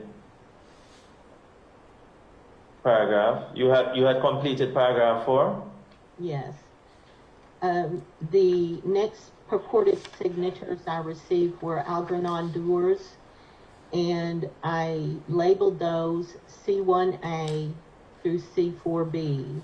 There were 4 of them, and so to have a consistency between the labeling of Mr. Virgil and Mr. Doers, I gave Mr. Doers the C1A through C4B so could explain through the report with consistency which part of the exam was Mr. Doers compared to what was Mr. Virgil's.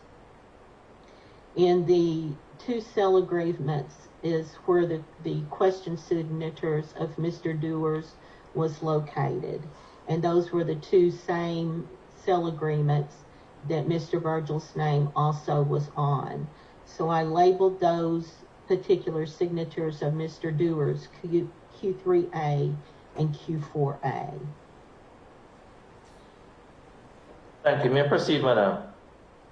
On the next document I received... What paragraph are you at now, madam? Number 7. Thank you very much. I received the document was, it had a Central Planning Authority received date stamp on it. I was asked to review it for any oddities with the stamp. and it was labeled as S1 so that differences between the exam could be easily tracked to each part of it. Thank you, ma'am. Please proceed. In handwriting, handwriting is always some type of a comparison process, and comparing purported known comparisons, signatures, to signatures that are considered questioned. And in the examination of those signatures, there is a balance that we go through in a decision process or an analyzation process that document examiners go to that brings weight to the opinion. And in good similarities or in good simulations, when a person is attempting to write the signature of another person, always similarities are expected. And so whether a similarity is given greater weight or a significant difference is given weight in handwriting examination, it becomes important that if there is a complete difference in a handwriting trait that presents itself that actually carries a greater weight in the analyzation process to reach the opinion than just a similarity does. And so in this part of starting in 8, 9, 10, if you could move the document down, please. Farther, please. 10 and through 9, I discuss so that those that are reading the report will have just a little bit of information on how the analyzation process goes when we are coming to form an opinion. And in validation of handwriting experts in courts, one of the things in our generation that has established that handwriting is individualized is Mr. Sahari. He created a Microsoft program, and it's used in the United States and the U.S. Postal Office. And with 1,500 different samples of handwriting, he was able to show with a 96% accuracy rate that handwriting could be identified. And so it has been in our generation one of the things that has produced and aided in helping get handwriting into the court system and admitting the evidence into the court system. In number 11, I just explained what natural variation is. Every person who writes has their own writing habit, and writing is always formed. The brain, the muscles, and the nerves are always has the precedence over the way a person writes. As a person learns to write and becomes mature in their writing habits, like in the beginning when we're first learning to write the word cat, we have to go C-A-T. But as we mature and we become usually around the age of 12, the maturity begins. But you no longer have to think C-A-T, you just automatically spell it. And so our brain, as it comes to this process where it no longer has to think about how a word is spelled and just automatically writes it, then from that point, people begin to leave what is called the copybook style, or the way they were taught to write, and they begin to individualize their handwriting. And because of the influence of the brain, the muscles, and the nerves on handwriting, then it becomes individualized, and that's where the two basic principles of handwriting identification come in, that no person writes exactly the same every time they write, and no two people write exactly the same or can write exactly the same for any extended period of writing. On number 12, I go through the process of what happened when I received the documents and what I did with those documents when I received them. Could you take us through that, please? Take us through paragraph 12. Could you just read it for us, please? Yes. Or summarize, which I go on. On January the 11th of 2021, I received exemplars by email from DocuFraud Canada with the purported known handwritten signatures of John Augustus Alexander Virgil, and 3 question documents with the question signatures of John Augustus Alexander Virgil and John Augustus Virgil. 2 of the question documents, sale agreements, also contain the name of Algernon Doers as well as the name of John Augustus Virgil. I also received comparison documents with the name of Algernon Doers, and one of the documents received contained a date stamp that was to be reviewed for oddities. All of the documents I go through as standardized. It's always important that a document examiner with each case goes through a specific way, a standard way, a systematic way of examining the documents. And so the documents are scanned in. I label the documents according to what kind of document it is and give that exhibit a label. I enlarge those.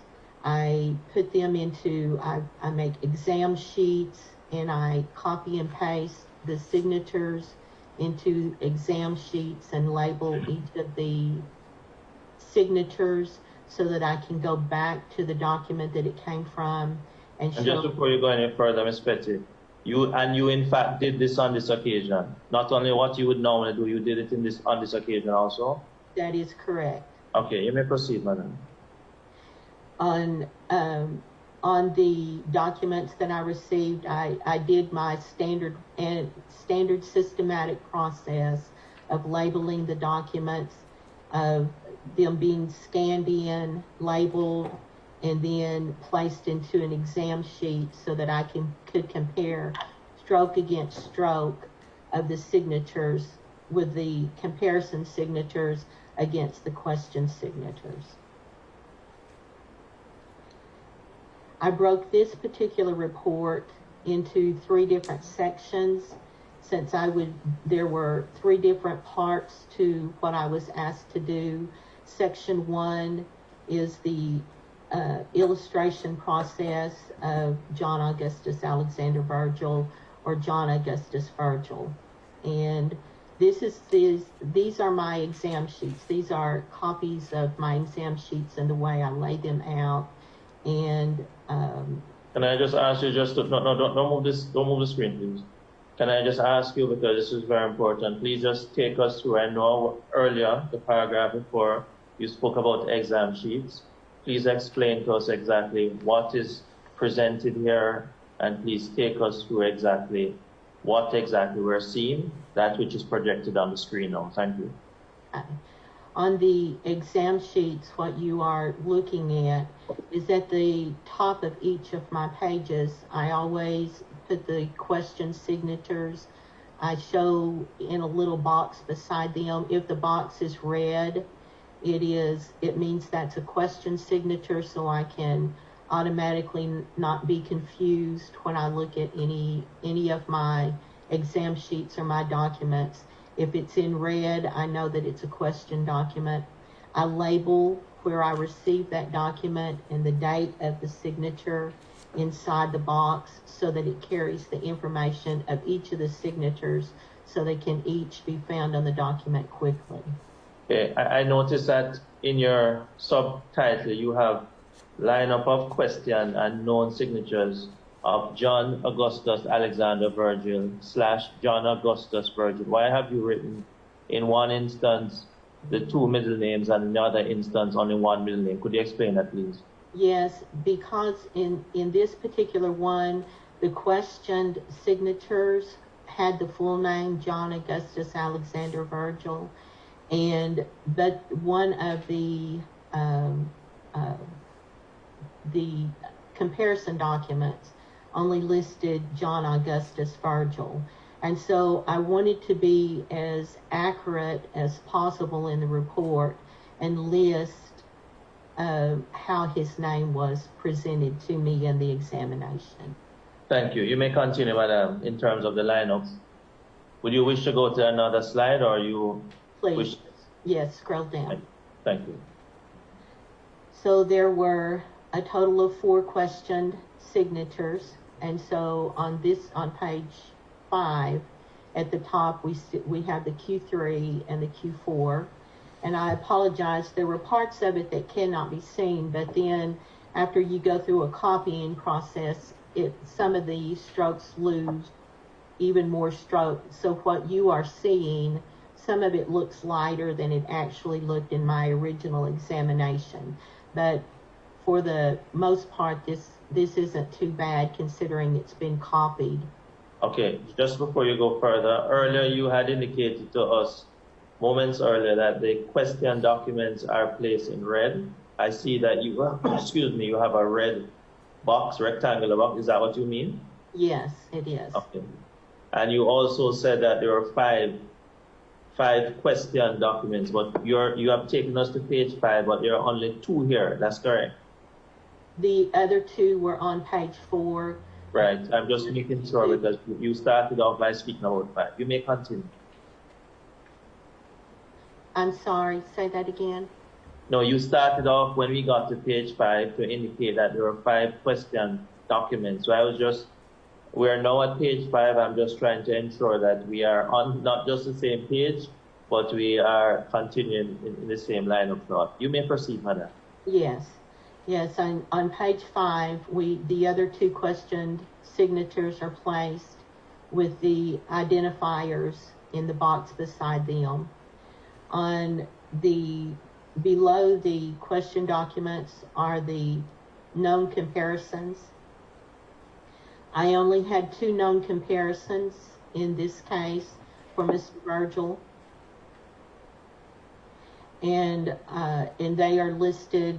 I usually list them. It's hard to tell it on this, but the box that outlines them are blue. It's just my preference. It's just the way that I specifically identify the separation of signatures. And so the K1 is the signature from the last will and testament that was dated May 21, 1964.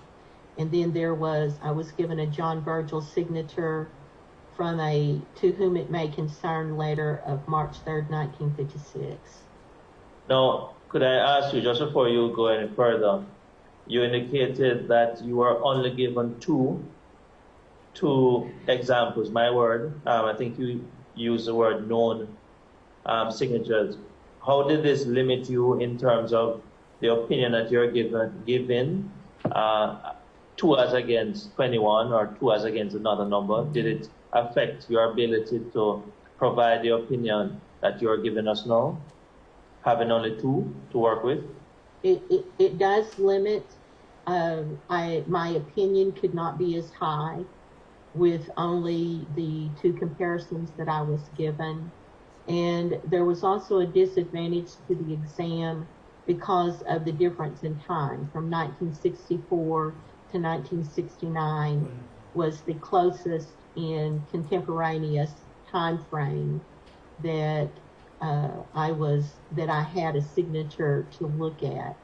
I was not given any information as to Mr. Virgil's health between 64 and 69, as to why that there may have been a decline in handwriting that was exhibited in the question signatures. And so all of these have to be considered, because what an examination does, it is a search for truth, and it is a search to be as accurate as possible in the examination.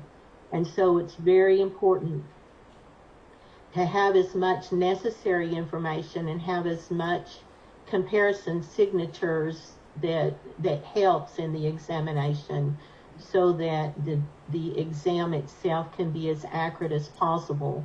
But you don't ever want to have too much information, more information that could possibly lead to any type of bias, because as a document examiner, I am not an advocate of the one who engages my services. My services are engaged to be truthful, to have a good examination, and to be as honest in that examination as I can be. And that's what my intentions are in an exam. And so this definitely, there was a disadvantage to not having more signatures than what I had received. Thank you very much. Could you continue? Where are you now? Paragraph 19 on page 6? On 16, yes. And so first of all, I recognize that there are similarities between the question signatures and the non-signatures. And basically, I state the same thing I've already stated. There was a 5-year difference. And so that is the area that I recognize similarities. I recognize they are there. I recognize that there is a time frame difference that brings a disadvantage. And so I recognize the way that they are written. And then on page 6, I begin to go into the significant differences that... Could you take us back to the top of the page, please? Thank you. You may continue, Madam. In 19, I explain the similarities that are found between the question signatures and the known exemplars or the known comparisons. And he had an unusual way of forming his X, and that usually has to do with the way a person is taught to write.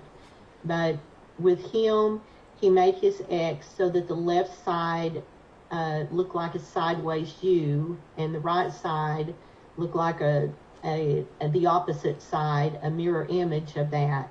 And he met them together in the center.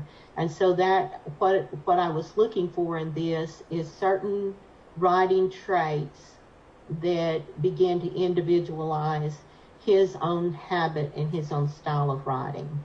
And so there were some of his style of writing that was found in the question signatures. Thank you. A good simulation will always have similarities. It cannot be denied. Anytime someone is attempting to copy another person's signature, they always attempt a pictorial look.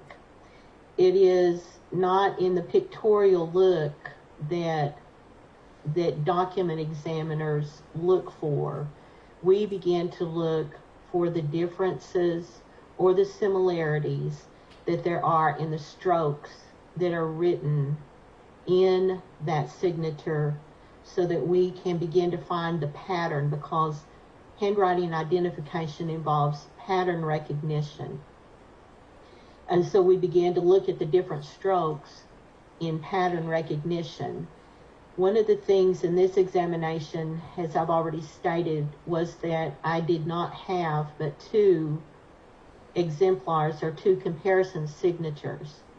But what I did find very concerning in the 4 questioned signatures were things, when I began to look at them, that didn't make a lot of sense, because from the 1964 signature to the 1969 signatures, there had been what appeared to be a decline in writing. And so there were things about what appeared to be a decline in writing throughout the signatures that did not seem to be logical. One of the things about the similarities in the cues, Mr. Virgil he didn't just... Or what purports to be Mr. Virgil's signature? Thank you for correcting me. What purported to be his signature. At the top of the known comparisons, he would draw on the J, he would draw the stem down, but he drew separately the loop on the top of the J's. And when I examined the question J's, they had the same thing that was noted in the purported known comparisons, the straight line mark, and then the loop that was drawn on the top. And just before you go any further, I forgot to ask you a very important question. Do you see the clients that engage you? Do you see them in the room today? Please say that again. Your clients that engage you, do you see them in the room today? The clients, did you say? Who engaged you? Yes, the Browns. I do know, I have not met them face to face, and I had not met them or seen their faces until today. Okay, all right. I'll have the Browns answer that later. You may continue.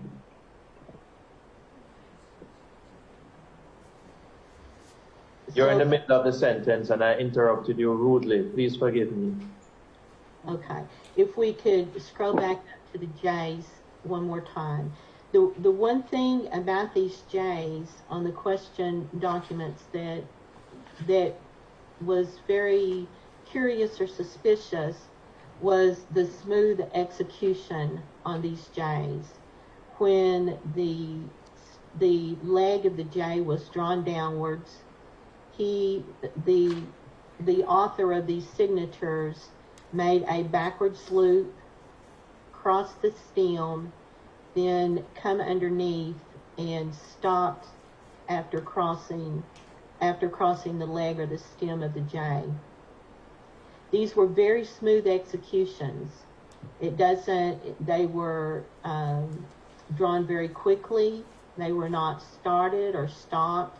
It was smooth executions, and the ovals were very, very well made and very well formed. And now, if you could go to page 7, please. I noticed that on the Q1 and the Q2, the G in Augustus has the top and bottom loop well formed, and you can look at that and see that G is very well formed. But then when you look at the Q and 3, if you could scroll down just a little bit further. I know it's hard to see from this and this copy, but when you look at the G on the Q and the 3, the movement of it is really awkward when compared to the Q1 and the Q2, and these were all supposed to have been signed at about the same time. And so the G on the Q1 and the Q2 is smoothly executed, the loop is smoothly executed, but you come to the Q3 and the Q4, and on the name Augustus, there is a line, a connection stroke from the A to the U, and the G was forgotten. And then they came back and they filled in that G, but they didn't fill it in with a round loop. They didn't fill it in with the bottom of the loop coming up. It's just straight. And the same thing on the Q4, the connection stroke went from the A to the U and completely omitted the G, and the G was written after the fact. And so the forgetting of a letter when someone is writing their name, and the forgetting of a letter and then strokes formed after the fact usually represents someone that is attempting to simulate another person's handwriting. And so even though I did not have very many comparison exemplars to compare the Qs to, there were things in the Qs that are in the Q1, Q2, Q3. Okay, thank you, yes. In the Q signatures, there were several signs, standard consistent signs, with someone who is attempting to simulate the signature of another person. And if a person has a problem with ovals, they usually have a consistent problem with ovals. And I noticed that on the Q1, the H in John, it had been written in different stages. It was not written all at one time. It wasn't written smoothly. It was written in starts and stops. You can see on the top, on the right side of the top of the H when the oval is formed, in the center part of that, you can see those two little dots where it came. It's called an ink blob. But what happens is when they stop writing, the ink bleeds. And so what happened on that was when the person started to draw the loop on the top of the H, they actually stopped where those little dots are, and the ink bled, and then they continued their movement and finished forming the loop, come down and form that first H, or the first leg on the H. And then what they did is they stopped their movement with their pen again, and they drew the bottom part of the H. You can see it squared off, but that's all been done with different movements. It was not done in just one simple movement of continuous movement. It was done with starts and stops and then continuation. Those are usually signs of simulation, strong signs of simulation.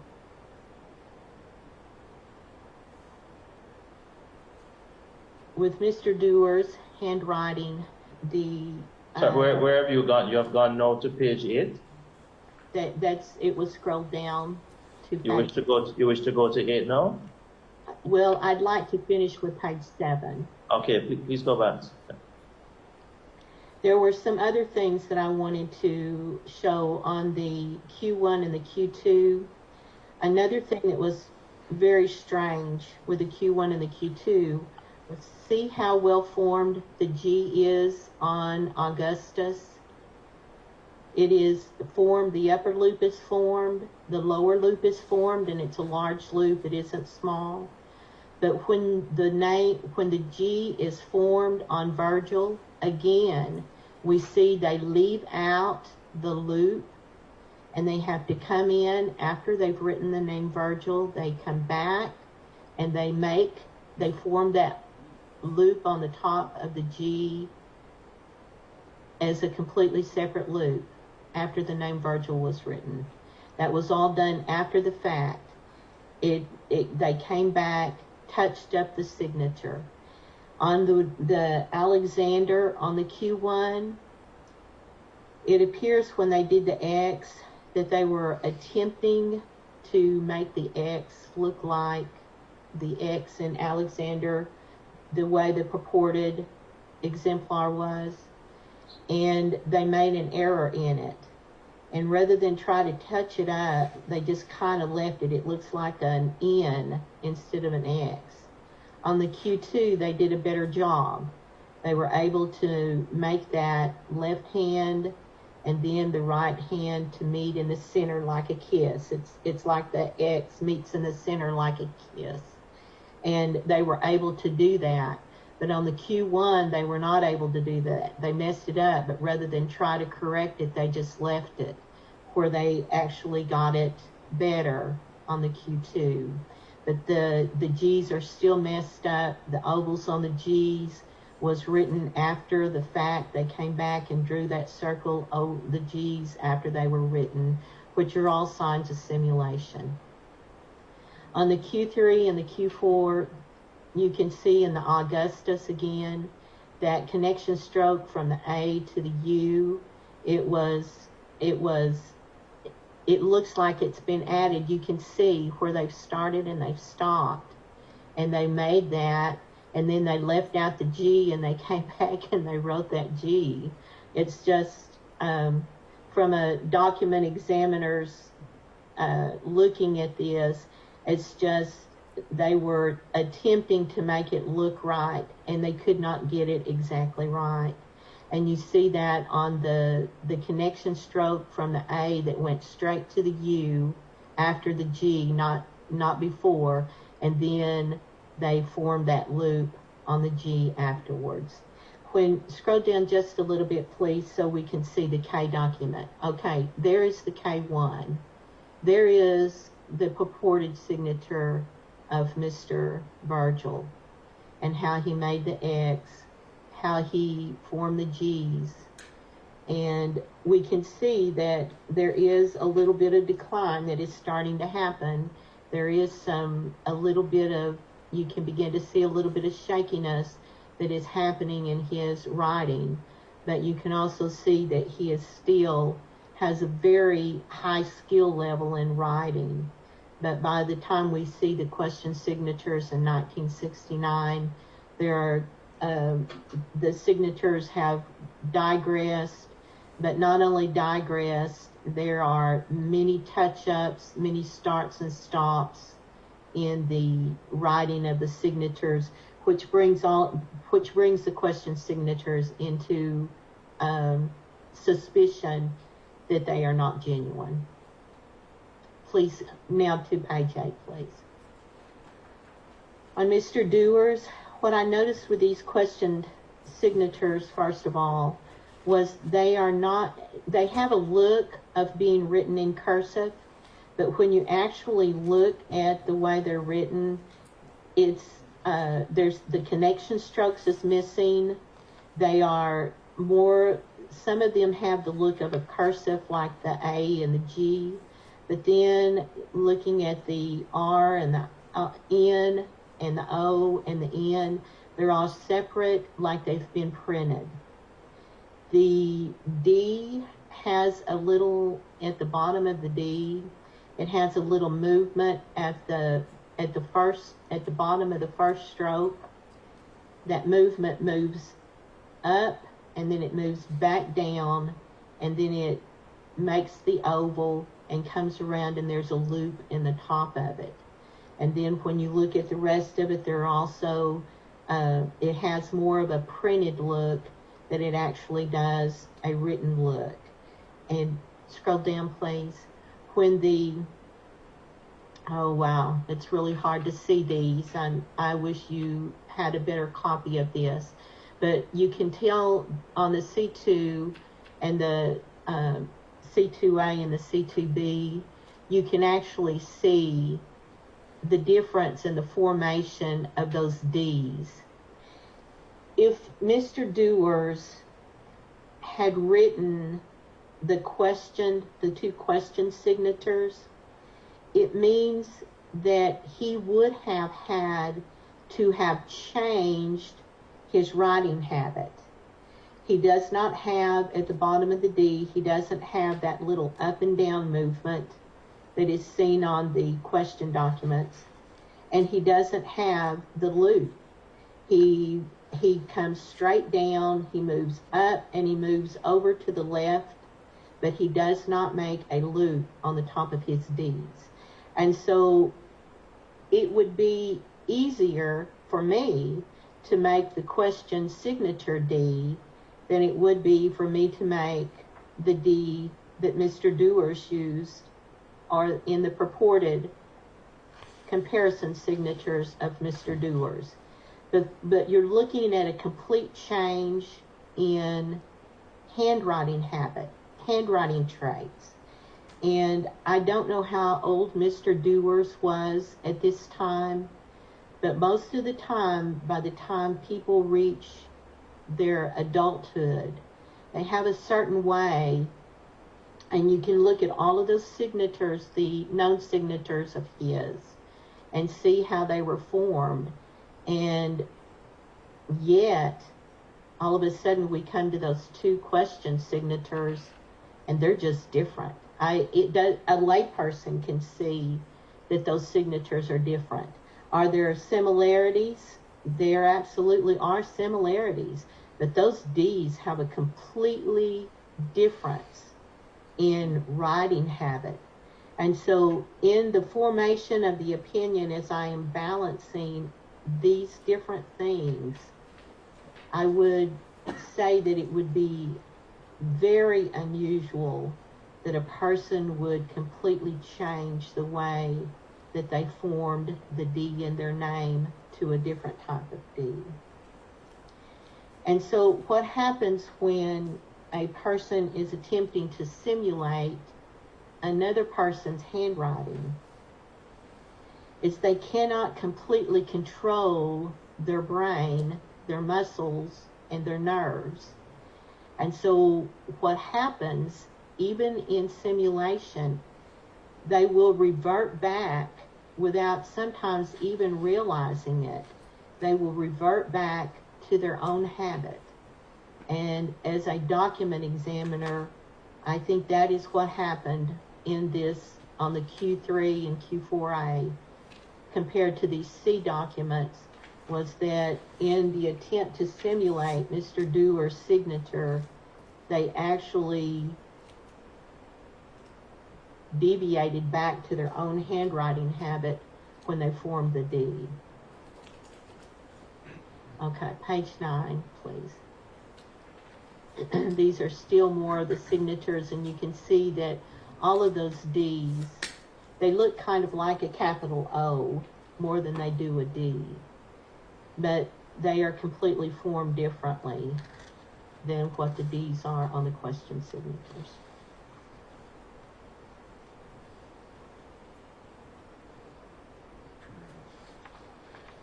I think I've kind of stepped ahead of myself on this, and I've explained all of this already. This was the date stamp. Date stamps can become old. I have myself, in working in offices, used lots of date stamps, and when date stamps become old, it's not unusual for them to begin to miss a few pieces from the date stamp itself. But what's unusual about this date stamp is that it is so out of alignment on the edges. It is, the straightness of the lines is completely malformed. On the 1969, you can see that 6, and it looks really good, but that 9 has been written in.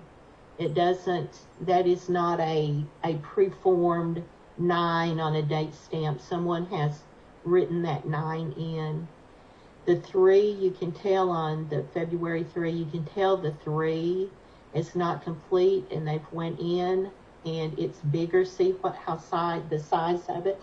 It is bigger, and you can see a definite touch up on the bottom of the 3 where someone has either gone in and changed a number from one number to another number, or went in and touched up the bottom of it. But the most unusual thing about that stamp is it looks as though there was a signature that had been written on the line that says per and the straight line.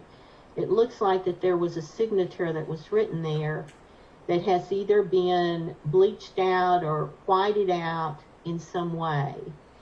And the reason that you can, or the way that you can tell that there's something that has happened to a signature written there, is because in the words planning, part of those signature, or part of that writing, has also been bleached out where it accommodated that signature that was on that. And so I do not have an answer as to why that someone would have needed to have bleached out a signature or whited out a signature or tried to erase a signature, but it's very obvious that's what's happened, because in the word planning above it, parts of the lettering are gone, and the parts of the lettering that are gone corresponds to what appears to be bleached out or whited out or erased out ink below it. Wish to go to the next page? I think before we got to that page, I think as we came by this, I discussed everything and showed all of the problems with the stamp as we came by. Okay. And did you, but you may go ahead, continue please. So after going through the examination process, it is my opinion. I'm sorry, could you take us to page 12, because I think we skipped page 12. Just continue there, please. Okay. So on page 12, I have, on the top part of this, I think I've already described, all of this when Okay. came across the image on page 11. Okay, thank you. You're now on page 13. I think I'm on page 12. 12, okay, the middle of page 12. Okay, thank you. You may Yeah. proceed, madam. And so on page 12, I've rendered an opinion and expressed that there were 4 question signatures of Mr. Virgil. And they were labeled Q1, Q2, Q3, and Q4. And that the probability existed that they were not genuine and were not written by the hand of John Augustus Alexander Virgil or John Augustus Virgil. And then my opinion regarding the signatures of Mr. Dewars was that the probability existed that they were not genuine and were not written by the hand of Mr. Dewars. And that the date stamp, it shows typical wear and tear, but it's also noticed there were touch-ups on the number 3. The number 9 was completely written by hand.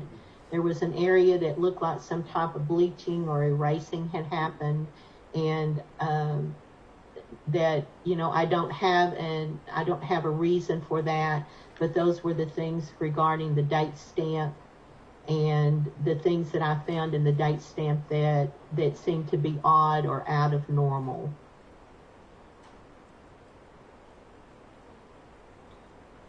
On page 13, I just go through what we look for as forensic document examiners in looking at the strokes, the slant, the rhythm, the starts, the stops, everything that happens in the strokes and in the signatures when we are in the examination process, so that if we do not find anything that is a fundamental writing habit, then we usually find that that person was the author of that.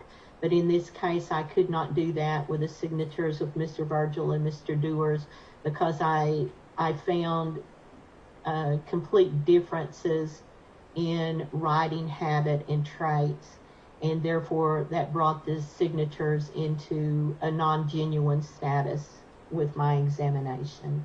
And then I just state that I'm willing to testify to the court and willing to render my opinions and explain how I arrived at them. Thank you very much for this report and your evidence given. I have no further questions. Miss, one question, however, the document you received for the request made for the examination, you indicated it was dated. Could you just share, do you have that document and who the request was made from? Did that come in your request? My request actually came from DocuFraud, and Which is what? I'm sorry. Is that a database, a central? DocuFraud is the name of the company that contracts my handwriting services in Canada. And they actually sent me the request, and the request was for the examination of John Virgil signatures and Mr. Dewar's signatures and of the stamp. That's what I was requested to do in the exam. All right, thank you very much. I have nothing further. Chairman and Commissioners. Yeah, Council, at this point, it may be appropriate to ask the other persons to which adverse notice has been sent if they have any questions And Certainly, I Chairman. can start with, I'll start with Mr. Hanson. No questions from me. Thanks, Mr. Chairman. No questions. I'll move on to Mr. Kim White. And I'll move on to Ms. Maya Virgil. No question. I'm sorry, Mr. White indicate no questions? No question. Oh, Ms. Maya Virgil. No questions. No It doesn't relate questions. to that. Counsel, that I would, I'll ask the witnesses themselves, Mr. Braun and Mr. George Braun, Mr. Chairman, Charles Brown. probably we don't,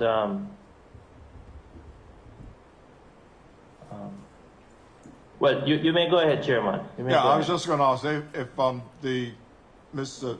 Two Browns had any questions, sir? No George? questions. No questions. And Commission? Mr. Starling, our Commissioner of the Commission of Inquiry, will ask a question. Good afternoon, Ms. Petty. Good Petty, afternoon. sorry. I've got just a few quick questions. For the, I'm going to call them the JAAV signatures, John Augustus Alexandra Virgil signatures. Would you say that the two K signatures, the two that you have as exemplars, were they written by the same person? Just confirming Yeah. what you said. Would you say that the questioned signatures, were they written by a different but same person or by different persons? I would say that that they were written by, that the Qs were written by one hand and that the knowns were written by a different hand. Could you repeat that, please?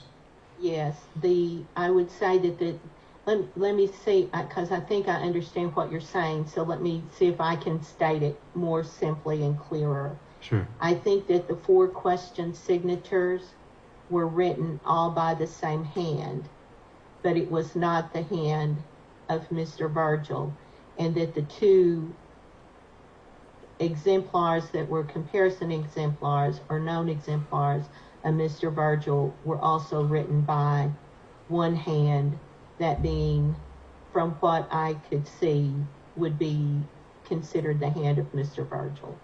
Thank you. I had a similar question regarding the signatures of Algernon I can't pronounce his last name. Doers. Doers.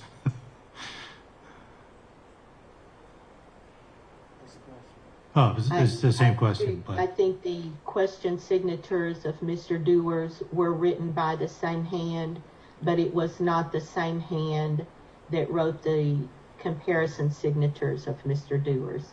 Did that state that more simply and correctly? no, that's fine. I just wanted to underline it for my own understanding. I have one final question for you, Miss Petty. When you were opening regarding paragraph 11, you talked about how individual handwriting is unique and akin to a fingerprint. But you did happen to say in passing that no 2 people could write identical handwriting for an extended period of time. What constitutes an extended period of time? You didn't actually write that in the paragraph 11, but you did give voice to that. What I meant by that is those are 2 of the basic principles of handwriting identification. And when one person is attempting to write something to look like someone else, that they may be able to write something that looks like someone else, maybe for one word or maybe for part of a word, but they cannot, without deviating back to their own handwriting, they cannot completely master another person's handwriting without deviating back to their own handwriting habit. Thank you for the clarification, and much appreciated. Thank you. You're welcome. Yes, at this point, Counsel, this commission wishes to thank the witness, Ms. Petty, for her testimony. And if you would have the last word, Counsel. Thank you, Chairman. Thank you, Ms. Petty. Chairman, I think it may be a convenient time. It's Friday afternoon and it's 3:25. I'm not certain what the view is of the panel and also council. Council, there's one thing. It's been indicated to me that Ms. Virgil wishes to make a statement. Is that correct, Ms. Virgil? Yes. Pleasant appetite. Yes, pleasant. Yes. It's been a long day. It's an appropriate time to make your statement, Ms. Virgil. Chairman, Yes. Chairman. Yes, Council. I'm not certain that probably the approach that we would take is that we would complete the evidence of the witnesses. We still have some more. We still have Mr. Adams to hear from him. At the conclusion of that, then in the order that the persons to whom adverse notices had been issued, they may then state their case there, then and there, Chairman. Yes. But we still have to conclude with the evidence of Mr. Adams. I think we all, except Mr. and probably Mr. Hanson too, but I know Mr. White and I have a few questions for Mr. Adams. All right, Ms. Virgil, you've heard Council's advice at this point, and I believe your question would have been to the substantive evidence that has been given by the named witnesses, and you'll have that opportunity on another occasion. Is that understood? Yes. Yes, it's understood. All right, Council, I'll hand back to you. Chairman, I'm wondering whether Monday is convenient for all persons. I'll make that request. Tuesday? I'll start with Mr. White. No. Monday's not appropriate. This was set down for Thursday and Friday, and we haven't gotten halfway through, and I'm afraid I have other things, but I'm just going to check I turned my phone off so it wouldn't interrupt. So that is a no for Mr. White, who represents Mr. John Swan. Yes, and he's turning on his very smart phone to tell us.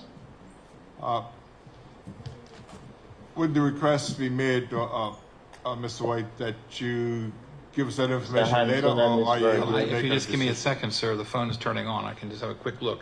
Oh, he's referring to his smartphone. Very smart phone. His calendar, Chairman. yes. Smarter than me. Ms. Petty, Wednesday's, at this Wednesday's point, the- you not are Monday. no longer required, and it's my presumption that you could now leave the meeting, should you wish. Thank you. It was nice to be with you in Bermuda today. Come visit us soon. We need to see you. Thank you. Thank you, Ms. Patty. Okay. Thank you.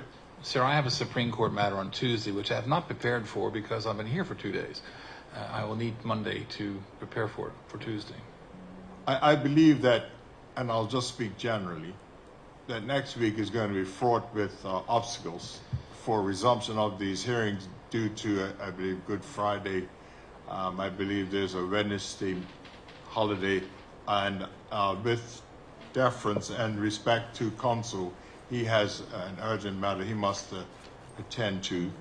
And counsel, I'm speaking on your behalf, it would appear to me that we should, that we may only have maybe one window or so next week, and it would be certainly after Monday. It can't be Wednesday. Tuesday, you're in preparation for Wednesday, so, I mean, practically, we probably could look Thursday? maybe at Wednesday or Thursday. But other than that, Yeah, Wednesday would not be convenient. no, you for can't, me. not for you at all. So next week looks like a wash. I mean, I'm speaking Thursday, generally, Thursday. and I would think that we may have to adjourn at this point and do some, Chairman, the following week, Monday.